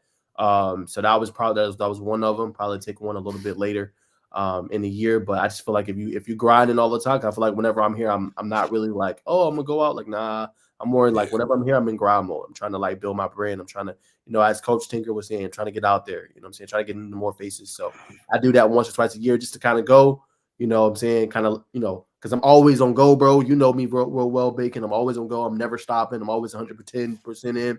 So I go on those trips like that to kind of just reprieve a little bit, man. You know, kind of just recalibrate, come back, refocus, re-energize, get right back to it. So that's kind of my philosophy. But cool vibe, man. You'll like it. I think it's a better version of obviously Atlanta. Real diverse, man. Real good vibes, real good, man. And I think Houston's fun, man. Nah, for sure, for sure. I've been hearing a lot of good things about Houston. And while he was out there, ladies and gentlemen, he was still hit me in the DM like, oh, but did you see this? Did you see this? Oh, I like this. So, hey, man, and this line of work is never a decompress. No stop. There's no stop because you always say, like, let's see what happened. Or, you know what I'm saying? It's just, I love it, though. I love it, though. But some days I'd be like, man, if I could just have like but you know, I love doing this line of work, man. I wouldn't trade it for anything else. I appreciate the kind words. I'll be back, guys. Most definitely, Jerome. You really here. But for the people here, we'll be back in person. Transitioning to our 3-man weave. First and foremost, Ja'Kai Howard wins the MVP for the City Reapers on a 3-peat, man. They defeated RWE Rod Wave Elite, coached by or I'm not sure, but what's his name? Ah, my goodness. Anyway. You know what I'm saying? They defeated RWE, man. Ja'Kai Howard wins the MVP. So, you know what I'm saying? Were you there that day at the championship? I know you went to this game. I was out of town. You was out of town, yes. I got a clip, though, to show you real quick. Yeah. It's not from the championship game, though, guys. It's not from the championship game or another one. But I got this when I went a few weeks ago. Okay, I uploaded it today, but I want y'all to see this and see the clip. Why he won MVP. That's tough. All right. One more time. All right, Mr. Wilkins. That's tough, bro. It's like a volleyball thing with a basketball off the glass. So that was the clip. If y'all go back and look out now, what's crazy was I was out where I was at, and I was still watching the game. I believe I was at either the airport. What was it? It was one of these past days. I just remember being at the airport watching the game. And bro, he hit on my phone. Yeah, on my phone. I remember watching it. And bro, he hit this shot like it pretty much ended the game. Like RWE was coming back, Quan Davis getting hot. They was getting the stops. Peyton Marshall. Yeah, Peyton Marshall. Couldn't remember his last name. Peyton Marshall, man, he was like being a beast on the glass, getting boards, getting stops, getting blocks, finishing on the interior, and it's coming back. Like pretty much throughout the whole game, City Reapers pretty much controlled it. But they made it come back. Looked like RWE was going to take it. Then out of nowhere, bro, it's like 2-point game. Like, you know what I'm saying? And next thing you know, Ja'Kai Howard hits a 3-point shot, gets fouled, and goes to the line for a 4-point play. Completely changed the kind of complexion of the game, man. I mean, it's just absolutely ridiculous. I mean, that was absolutely wild. So, I mean, it's the reason why he won, reason why he did his thing. And the reason why he got finals MVP, man, he had a phenomenal performance. Obviously, Bryson Tiller, he's the real deal. I think he's gotten even better. Bacon, to be real with you, from last time we seen him at Tip-Off Invitational, I think he's really grown into, you know, one of the top players in the country, and with a good reason. Facts. And the name I was trying to recall for RWE was Karen Wilder. He does a lot with that group. Jerome said, "Did y'all see the kid that hit his head on the rim? Forgot where the game took place." That's always happening, I feel like, but I don't recall specifically. I know Anthony Edwards hit his head on the rim a couple times this week, but that's neither here nor there. Let's see what we got coming up next. Final four predictions, women and men's. Yeah, I think we should do that. Tourney's here, baby. Tourney's here, baby. Tourney's here. March Madness is upon us, man, and it's gonna be crazy. Yes, it is. I definitely think I'm saying this for a while. I think USC is gonna upset somebody getting that Final Four. I believe that much in Juju Watkins, man. She's a phenomenal talent. But I'm gonna try to get this pulled up for us, man. Get the brackets pulled up for us. So you know what I'm saying. Just what's your thoughts? We'll start with the ladies first, man. Yeah, I think South Carolina got it in their bracket. I don't really see a lot of potential threats to them. Maybe the hardest one will be Notre Dame. But I believe South Carolina control their own destiny. I think they'll get to the Final Four pretty relatively easily. If you go look at it and you've been watching ESPN, they had probably one of the easier brackets compared to maybe what is going on in the other bracket, which we're going to talk about in a second. And there's no disrespect to South Carolina. They're a phenomenal team. Coach Dawn Staley's doing her thing. Phenomenal group. I just think they had a little bit of an easier path. Now, the other side of the bracket looks really interesting. Go to the regional 2, where Iowa is. They are the number 1 seed, which shout out to them, but they got a tough road to kind of get there. Number 3 LSU is in there. Louisville's no slouch. UCLA is really, really good. So that's going to be kind of tough for them to kind of make it to it, as you can see right here. And then the other regional 4, you got Texas. I think they got a really strong shot of making some noise. And then I'm gonna roll with Tennessee. I think Tennessee's gonna be a sleeper out there in bracket. I can see them making easily Elite 8 appearance. They got a girl that can score. It's gonna be a top 5 pick in this upcoming draft. She can really ball, really score at a high end level. I think she's gonna be dangerous. You can't sleep on Stanford either. So regional 4, I think definitely got some chances. Definitely got some things that they can do. And they're going to be very, very dangerous. And then I think the last one is Regional 3. Obviously, got Ohio State with their girls. They could score the ball really, really well. And then you can't sleep on UConn. This is another tough one. I put it up there with Region 4 with Iowa. Region 3 with Iowa. Ohio State, like I said, is good. UConn, can never see with them. If Paige Buckers can get it going, they could be very, very dangerous come tournament time. And then also you got USC. So it's going to be really intriguing. I think those are the kind of the best ones, Regional 3 and then Regional 2 with Iowa and LSU in there. So that's my thoughts on those brackets. As far as my Final 4 picks, I think I'm gonna go South Carolina. Yep. In 1, I really think I know everybody's sold on LSU and they think that they're gonna make the run, but I'm gonna go Iowa. Comes out on top. I think Caitlin Clark's gonna go on a scoring spree, and I think she's gonna be tough to guard. And then I'm gonna roll with upsets. I'm gonna go with UConn. They're gonna barely make it out against Lulu Watkins, but they're gonna play in the Elite 8. I think that's gonna make for a historic type game. So I'm rolling with them in that bracket. And then my other pick, let's see, I got one more before I throw it to you, Bacon. I'm going to roll with another upset. I'm going to go with Tennessee. Tennessee. My Final 4. So you got Tennessee beating Stanford. It's not a bad pick. Yeah, I got so peep this. I got Tennessee beating Stanford, and I got them beating Texas. And Texas. I want to see more of Texas because I know they had a good season. I haven't watched. That's the only really top ranked team I haven't watched close. A lot of people were surprised that they got the #1 seed. I mean, they did their thing. I do think this UConn Jackson State is a very interesting matchup, though. I believe UConn have the interior size advantage, but Jackson State they can just attack you from. It's kind of like a guard, similar to a 5-in, 5-out thing. How they can attack you. So you know what I'm saying, it's gonna be interesting. I think UConn probably still wins by 20, but just I think it's gonna be interesting. I'm gonna watch it. But I agree with you, man. I definitely South Carolina. I'm sharing my screen correctly, right? Yes, you are. You can figure it out now, brother. Yeah, man, I'm on Wi-Fi lit. But definitely, this is my first time looking at these brackets. I want to put that out there. But definitely, South Carolina, it's gonna have a pretty easy road. Oklahoma's gonna be. They got a girl that can really go. But you need more than just a girl to beat South Carolina. Notre Dame. So yeah, I believe it's gonna be Notre Dame and South Carolina. South Carolina, they beat Notre Dame pretty handily at the beginning of the season in France. Also want to put out there that Camila Cardoso, as everyone knows, she will not play the first game against SHU or whoever Prez is because of the altercation that happened at the SEC championship versus LSU. For the second region, Iowa for sure. It's gonna be interesting to see how Colorado does. They've been who do you remember who they upset at the beginning of the season? Was it Iowa? It might have been USC. It might have been USC. But definitely Colorado. You know what I'm saying? We're gonna see if Coach Prime's daughter touches the court. I don't really follow the Buffs women's basketball, but I do know that she is on the team. So let's see if Coach Prime's daughter can hit the floor. UCLA. You said who's gonna be UCLA? I was gonna be UCLA, but you said UCLA will be a Final Four team, correct? No. I think it'll be Iowa, but I think they're gonna be in that region. Like they're gonna play them in the Elite 8.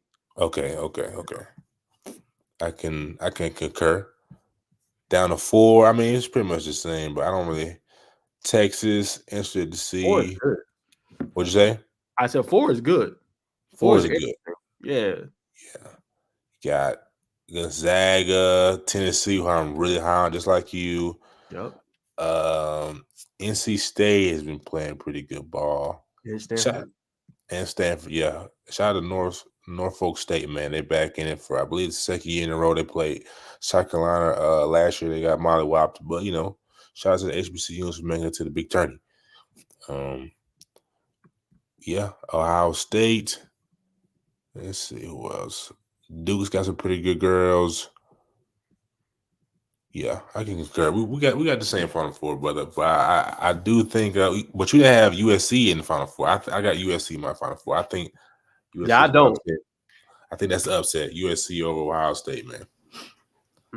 Okay, yeah. See, I don't, because I got Tennessee, South Carolina. I think I got Iowa and Tennessee. I think. Yeah, those are my four. I was trying to segue. Oh, here we go. Smooth segue to the men's. Yep. I thought it was here we go. Official bracket. Boom. Smooth segue. Hey, Jerome, I'm coming for your job, man. I'm over here orchestrating like a maestro. I'll let you start again, brother. Region 1. You got UConn, big schools, Iowa State. No, go ahead. No, go ahead. I'm sorry. No, I was just breaking it down, bro. Iowa State at the 2 seed. They did lose to Kansas State a couple weeks ago. It did still remain a 2 seed, but go ahead, brother. I was just shouting that out. Nah, you good, brother. I'm rolling with. I know Iowa State's really, really good. Can't sleep on the Big 12, but I'm rolling with UConn. I think the depth that they have, they're really good in the interior. You got Tristan Newton from East Carolina, is having a strong season. Stephon Castle's a lottery pick. I think he's going to put a lot of people on notice that haven't been watching the game this past year. To see him, he's won like 8 or 9 Big East Player of the Week awards. The kid's the real deal, man. I think they got it. And that team to watch, though, will be the Auburn Tigers. I don't know what it is, but whenever it's turning time, man, they're always dangerous, especially under head coach Bruce Pearl. He has something with that Auburn team. A lot of time they slept on, and they always make deep postseason runs. So don't want to sleep on them, but I'm rolling with them to kind of come out on top in that one. And then the other one, UNC can finally be their year. They got a really good team. Armando Baycock, RJ Davis, a really good roster overall. I think they could definitely make a deep run, at least to the Elite Eight. My challenger for them in that bracket will probably be Arizona. But now Caleb Love, he got a really strong team, can shoot it from 3 really well. Caleb Love took a lot of steps forward for himself. I think he'll definitely be a draft pick this year. Not sure where he's going to go, but he should be either a first or second round pick easily in the upcoming draft. But yeah, I'm going to roll with them as kind of their contender in that one. And then the other one, I think they got the toughest one is Houston. Houston kind of struggles to score a little bit. But they got the number 1 defense pretty much in the country. They can shut you down. And I think that matters at the end of the day. Sometimes you might struggle scoring in these type of games. We see it all the time. But if you can get those defensive stops that can lead to easy transition buckets, get you in the rhythm, get you going. And Houston has that. So I got them making a deep run to the Elite Eight. I got James Madison as one of my biggest upsets in that bracket. Yeah, Baker, I got them beating Wisconsin in the upset. Hopefully Duke can finally make some noise kind of in that bracket. So I'm rolling with Duke kind of making it deep. They'll probably face Houston probably in the Sweet 16, and that should be a barn burner. Should be really intriguing. Yes. I see Kentucky's in here. They got 2 lottery picks, Reed Shepherd, Rob Dillingham. We got prolific scorers like that. That definitely bodes well. So we'll see how they do in the bottom of the bracket. But they should be able to come out on top, honestly, making you got Marquette in there. I can see Marquette getting upsetted. Number 2 was a little high for me for them. So Kentucky definitely has a segue to making the Elite Eight and maybe making some noise this year. But as I've been saying, I think there's a little bit of pressure on Calipari. Got to make a run. He cannot go out in the first round against Oakland. You just can't do it. He's an elite coach, but it's time to make a run. It's time to win another chip. So a lot of pressure on him, but we'll see what happens. And then I think the last one is the Midwest. Got Purdue. Not totally sold on them, but they have one of the easier ones. But I'm gonna tell you what, man, I'm high on Tennessee and Dalton connecting in the crew. I think they can make a run to that Final Four. I think you could see Purdue and maybe Tennessee in the Elite Eight, but at the same time, that bracket's tough. I know Kansas is dealing with a lot of injuries, so they might go out early. They should beat Samford, but they might lose against Zach in the next round. Got South Carolina, Oregon. Can't sleep on that matchup either. But yeah, I'm gonna roll with Tennessee as kind of my sleeper. So I say UConn, Tennessee are my Final Four in that realm, and then let's see, I'm gonna roll with Arizona beating UNC in the Elite Eight, and then I'm gonna go with Houston. So those are my 4. You go with Houston? Yeah, I'm gonna go Houston, UConn, Arizona, and then and Tennessee. You do realize they just got beat by 30 in the conference, right? Yeah, I understand. That's Big 12 though. That's what I'm saying. That's Kentucky's SEC. The Big 12 is a better conference, bro. Then that One Big game. 12. Don't overreact to one game. That's They're 30 going to beat the points. winner of Nebraska, Texas A&M. They're not losing to Longwood, okay? And then the Right. next team they would play with the hardest would be Duke. Now that might be tough, but just because you lose by 30, bro, you want to get out the way early. They're a good team, man. Can't overreact. No, that's true. They are a good team. I'm not gonna split hairs with you there. Yeah, let's I see your do think I didn't know that Stanford. I'm not Stanford. Kansas has an injury, but I do know Stanford is they got a lot of they're just together right now. They got a lot of momentum. A smaller school. That's gonna be an interesting matchup. You know what I'm saying? With Kansas licking their wounds, Stanford's gonna come in fully energized. That's gonna be a game to watch. So definitely watch some of the 14 and 13, and definitely watch the 12 and 5s. 12 and 5s where a lot of the upsets could take place. But I'm gonna agree with you. UConn landslide for sure, for sure. I just Iowa State's a good team. Can they execute down the stretch when it gets tough? You know what I'm saying? Who's gonna hit that big bucket for them? So I think it's gonna be UConn for sure. That UConn Auburn game is gonna be a one. It's gonna be one for the ages. In the Kentucky region. You know, they're gonna do the thing that Kentucky Marquette game is gonna make me nervous. Even when they play Texas Tech, Texas Tech is a good club too. But Lord willing, we pull past Texas Tech and we'll see Marquette. We'll see what happens there. And that's that Sweet 16. Mm-hmm. Yeah. Duke, you never know what's gonna happen with Duke, right? They've been really up and down, inconsistent. They got Filipowski, they got Jared McCain, who's actually shooting 40% from three this year. So if they can get hot, they're gonna be able to beat almost anybody. I don't think they have enough to beat UConn. I think UConn is the number one overall favorite over my Wildcats. So it'll be interesting. But Houston, they got a good defense when they can get going, touch the big man inside, let him do his thing. They're a great team. So but I'm gonna take UConn and Kentucky in the south, from the south and the east. Down at the west, I like North Carolina. I like the Tar Heels, man. They RJ Davis is a problem down there. Excuse me. Arizona. I haven't watched a lot of Arizona, but I do hear a lot of good things. I know they got a plethora of scores down there. They play solid defense. Alabama's a team you're gonna have to keep your eye on. Fastest team in the nation. So that if you're gonna turn the ball over and allow them to get out of transition, it's gonna be a long game for you. You gotta definitely make them play a half court game if you want a chance to compete with them. Clemson is another team. If they're not, I don't think they're gonna go too. Maybe not past the round of 32. They should get past New Mexico in 64, but they're a team that can make some tough baskets. They're pretty good playing defense, sound defensive team. So if you got Clemson get some upsets, you might be on to something. Moving on to the Midwest. Oh, actually, let me say who's coming out the West first. I'm gonna go. I don't want to just go with the one seed. But I think I will. I think I'm gonna go North Carolina, Final Four. Midwest.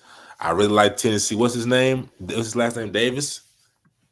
You talking about Tennessee? Yeah. That guard that just went for 40 the other night. You're not talking about the other one. Hold on. Are you talking about the one I'm high on? Yeah. He's the one, bro. He's the one. He's the lottery pick. Oh, Dalton Connect? Yes. Yeah, I'm high on him. He's Yeah. bucket, man. Anytime you don't really catch too many guys going for 40 all the time in college. So anytime you got that on your team in this type of atmosphere, expect to see some highlights coming from Dalton. What's his name? Dalton what? Dalton Connect. Dalton Connect. Yeah. He's the guy. Yeah, I'm high on him. We're gonna talk about the Gamecocks right here, man. This is a big match. I don't know too much about Oregon, but at 6-11 is don't let the 11 seed fool you. That's gonna be a good matchup. I do think South Carolina will have enough to prevail. It just, Coach Parrish has got them boys playing. They're playing well. They rebound the ball well. Misha Johnson is a firecracker waiting to get off. The question for them is, can BJ Mack, can he contribute? Can he contribute offensively? I mean, of course, they got other weapons outside of BJ Mack. Studi, I'm not sure if Miles Studi is back.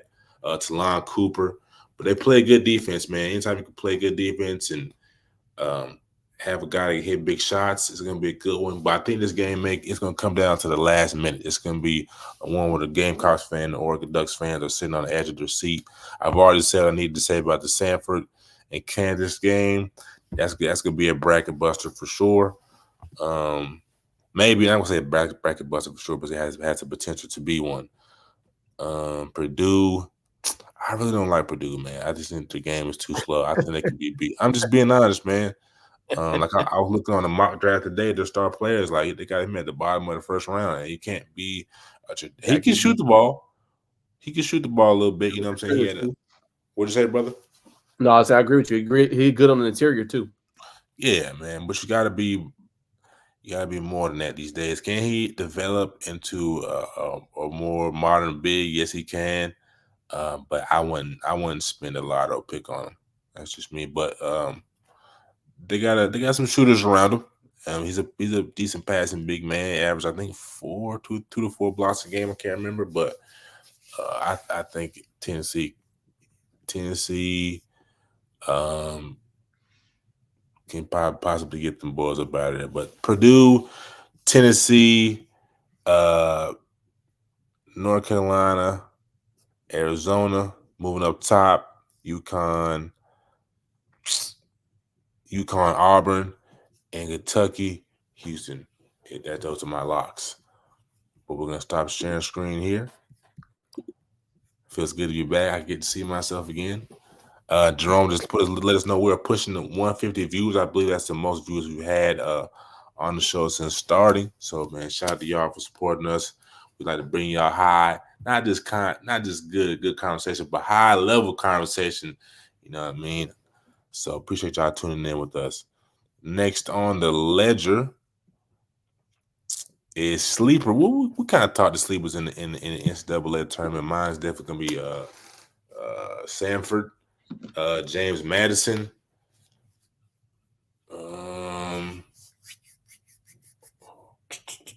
Who else? Hold on. For me, I'm gonna go Western Kentucky at the 15. I feel like they can make some noise and possibly beat Marquette. I don't know if you heard, but the last 3 years, the 2 seeders went out in the first round. So that might happen again. They're one of my sleepers. I'm gonna throw Oregon in there. No disrespect to your South Carolina Gamecocks. I think y'all having a good season. But I think Oregon could be, kind of a scary team out here late. Yes. As well, and they can make some noise. Let's see. I got one more. I'm gonna throw it back to you. You like Grand Canyon? Yeah, I think Grand Canyon can be dangerous potentially. Get a little run going, can make some upsets. Yeah, I think that would be another one for me. Yep. How about the boys from the LBC, Long Beach State, against Arizona? I don't know too much about them. Nah, I think Arizona got it. Unless they have a terrible shooting night or something, they should be able to handle that. For sure, man. Well, ladies and gentlemen, that concludes our 3-man weave. Of course, I wish I would have had my setup. Because we should have showed the Anthony Edwards dunk. He put John Collins in a body bag and put another body bag on him and double wrapped it. Go ahead, brother. I'm gonna ask you. It's been a hot topic today. Get your thoughts on. I know we don't talk NBA all the time, but yes. Do you think Ant is a face of the NBA? Do I think Ant is a face of the NBA? No, I think most definitely could be. I don't know if you saw it that Adam Silver doesn't want him to be the face of the league. I can't remember where I saw that at. Yeah. I saw it on. I think it was from a credible source. I saw this on social media somewhere, but really, why? I have no clue. And I think it was on Complex. So credible source, Complex Sports, Complex News. I have no clue. Ant hasn't done anything. The only scandal he has is just a little baby mama drama. You know what I'm saying? And man, who hasn't had that as a high value, man, and playing on that type of level? I don't really know. Like I said, he doesn't. I mean, he's got a little country, little Atlanta sound to him. But if you're gonna allow John Morant to be the face of the league, which rightfully I was so, just about to say that. then you know what I'm saying. You can't. It's just not a good look for Adam Silver. But David Stern had a little phase where people were like, I don't like David Stern. But overall, I think Adam Silver is a good, not GM, but commissioner for the game. But just a black eye for him. But definitely Anthony. It's still up in the air right now because you got Anthony Edwards. We don't even know who's going to win the MVP. You got Shea Gilgeous-Alexander, which I was like, yeah, Shea's the MVP. But I like what Andrew's doing right now, especially being at the 2 seed in the West. OKC has kind of slipped back, so I think Anthony Edwards may be the front runner. So yeah, I think Anthony Edwards has the potential to be the face of the league, but right now it's still up in the air, obviously. Yeah, my quick take. I definitely think he could be. I think he's already trending in that kind of territory. He's like a highlight reel right now. It's kind of similar to what Ja was doing before. Obviously, he had the trouble, and then pair that with the injuries and things like that. But I think he's on the collision course, and a lot of the good stuff with what's going on with Ant is like he's not really having much trouble off the court. He's staying, kind of clean and stuff like that, and letting his ball do the talking. And I think the only thing maybe that Silver don't like is maybe he just uniquely and authentically himself. He's genuine. Like you could see, when he was getting interviewed on live TV, he said that maybe that doesn't bode well, but he brings the excitement. Like the fans want to see him. He's almost like must-watch TV. When you start becoming that for the league, like you're the face of the league. And I think I think he's trending in that category. That's when Steph Curry started to become must-watch TV every time. Like, oh, Steph Curry's playing the Lakers, even though they're not they're not good teams this year, 9 and the 10 seed. You want to see that because you know what those players can do. So I think Ant is trending in that category. I think Shea is too. Obviously, Luke is in that category.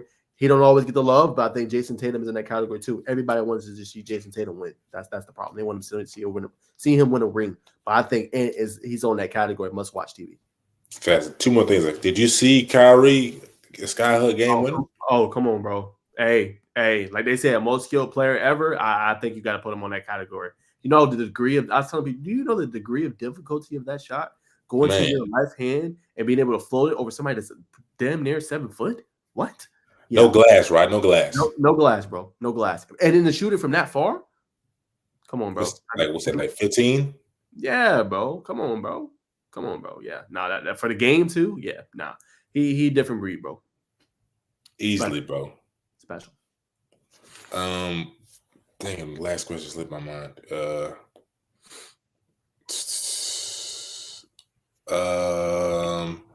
It's probably Doc Rivers. How do you feel about Doc Rivers, man? It's been some chirping about Doc is that lady that you take out on a date.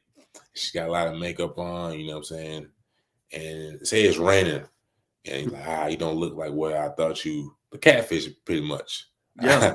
So I'm saying, and I think prior until the 2021 season, I mean, Doc Rivers is one of the best coaches.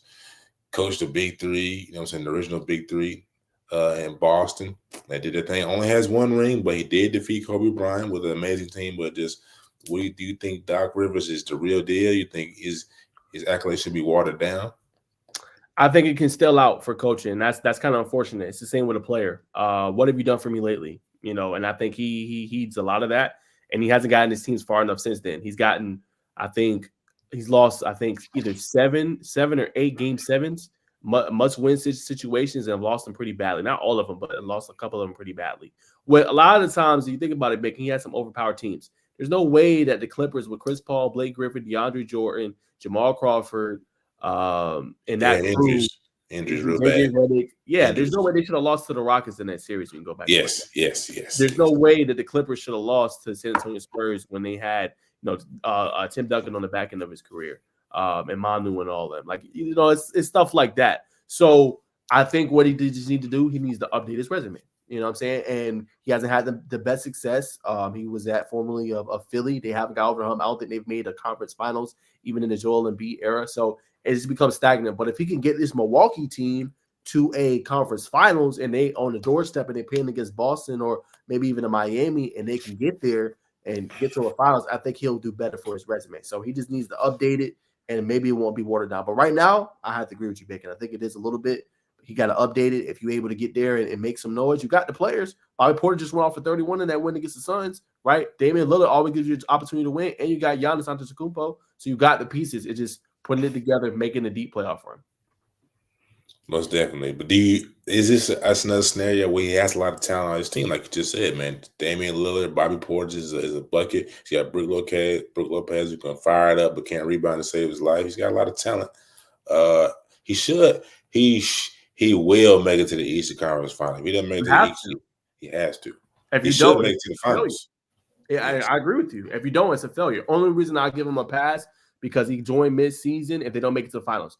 He joined mid-season, right? He's trying to implement his defensive scheme. Sometimes you don't have enough time to kind of do all that. You know, sometimes you need that training camp and things like that. But if they don't make that to an Eastern Conference Finals, it's a failure. Too much talent, bro. You know what I'm saying? But I give it to Boston because Bolton has continuity. You know, Tatum, Brown, they've all played together for a long time. Only additional pieces they added was Porzingis, really. True. You know, they still have Al Horford. Like, they technically have the best team in the league. I give them a slight edge if they lost in a 6-game, 7-game series. But when it comes to the other ones, no. There's no way in hell. Even, like, they lost to the New York Knicks. No disrespect to them. Brunson's great. Ball last night. You shouldn't be losing to them with the talent you got. Sorry. Right. They only got Jalen Brunson and Julius Randle going to go left. Yep. Anunoby. That's it. Yes. Last thing, brother, you know what I'm saying? This is our segment where we keep it real, ladies and gentlemen. I just had this thought. Kevin Durant, I don't know if you saw, he had an interview with Draymond Green. I'm saying we're grown men now. He talked to him about, because Draymond Green, I believe he has 3 kids. He's like, Kevin is 31, 32, 33. He's like, man, he don't have any kids right now.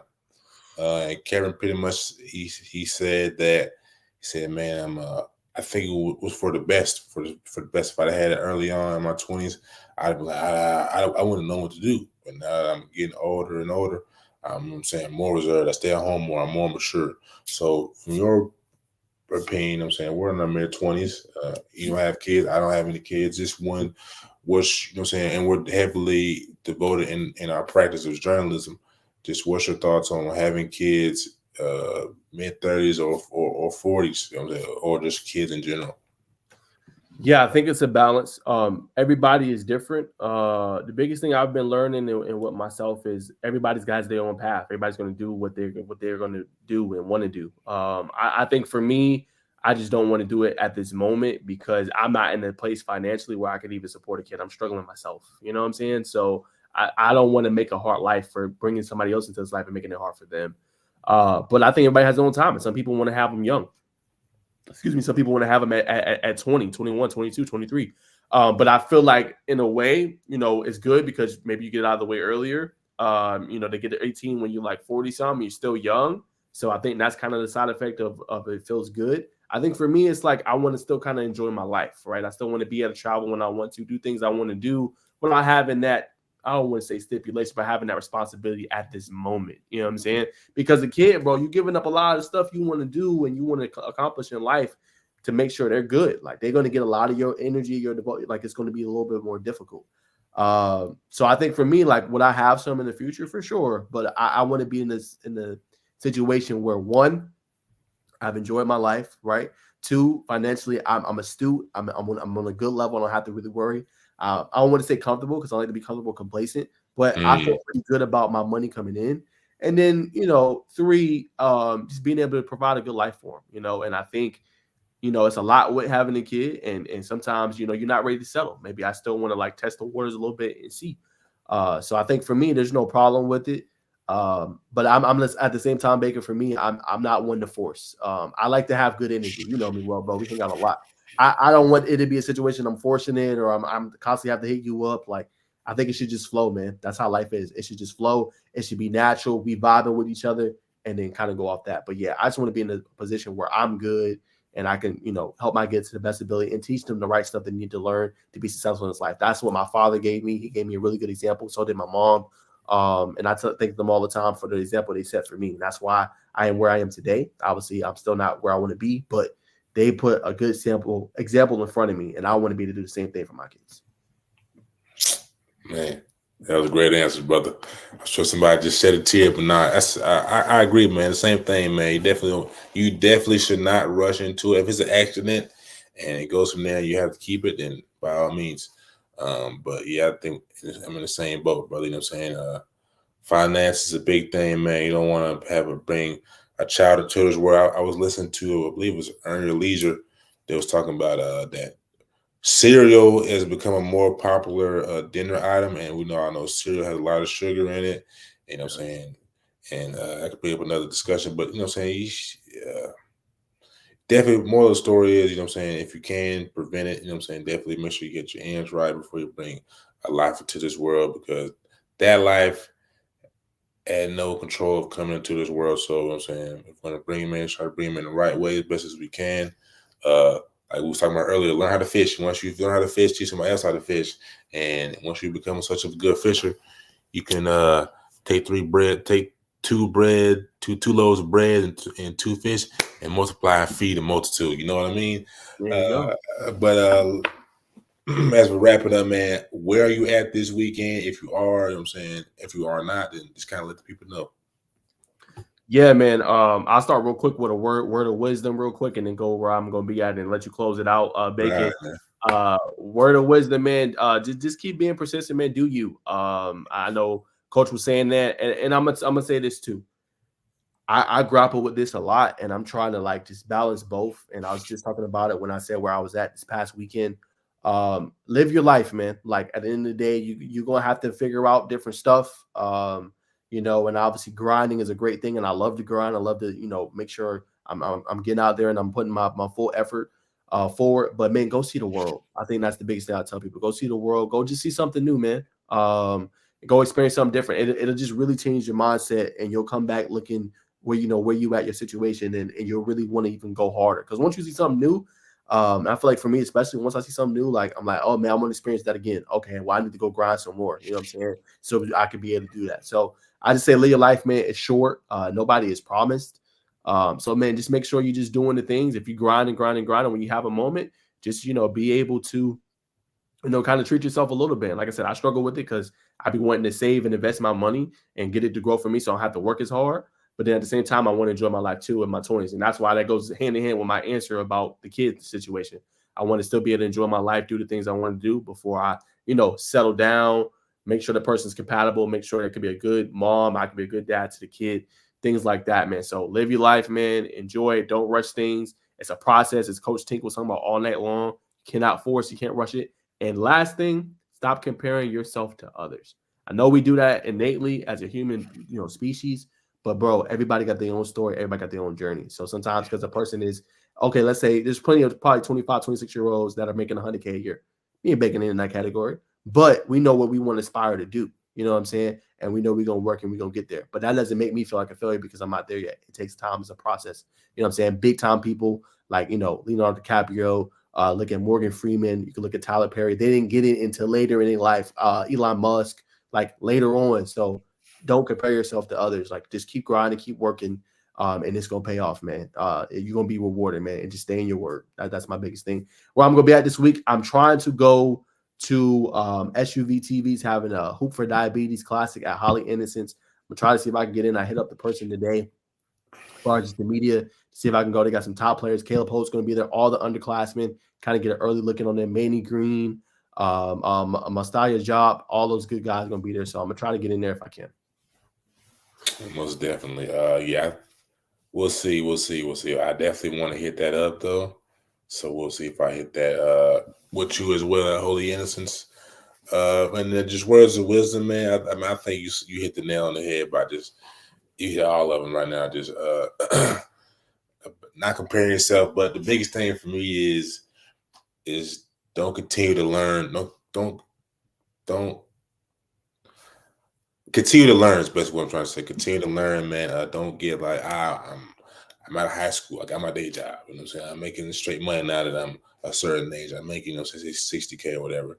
Or I'm out of college. I'm done with my master's. I'm not taking any more knowledge. It's in this life, it's always a revolving door of knowledge because you know what I'm saying. 10 years ago, you had AI, but not at the level it's at now. You know what I'm saying?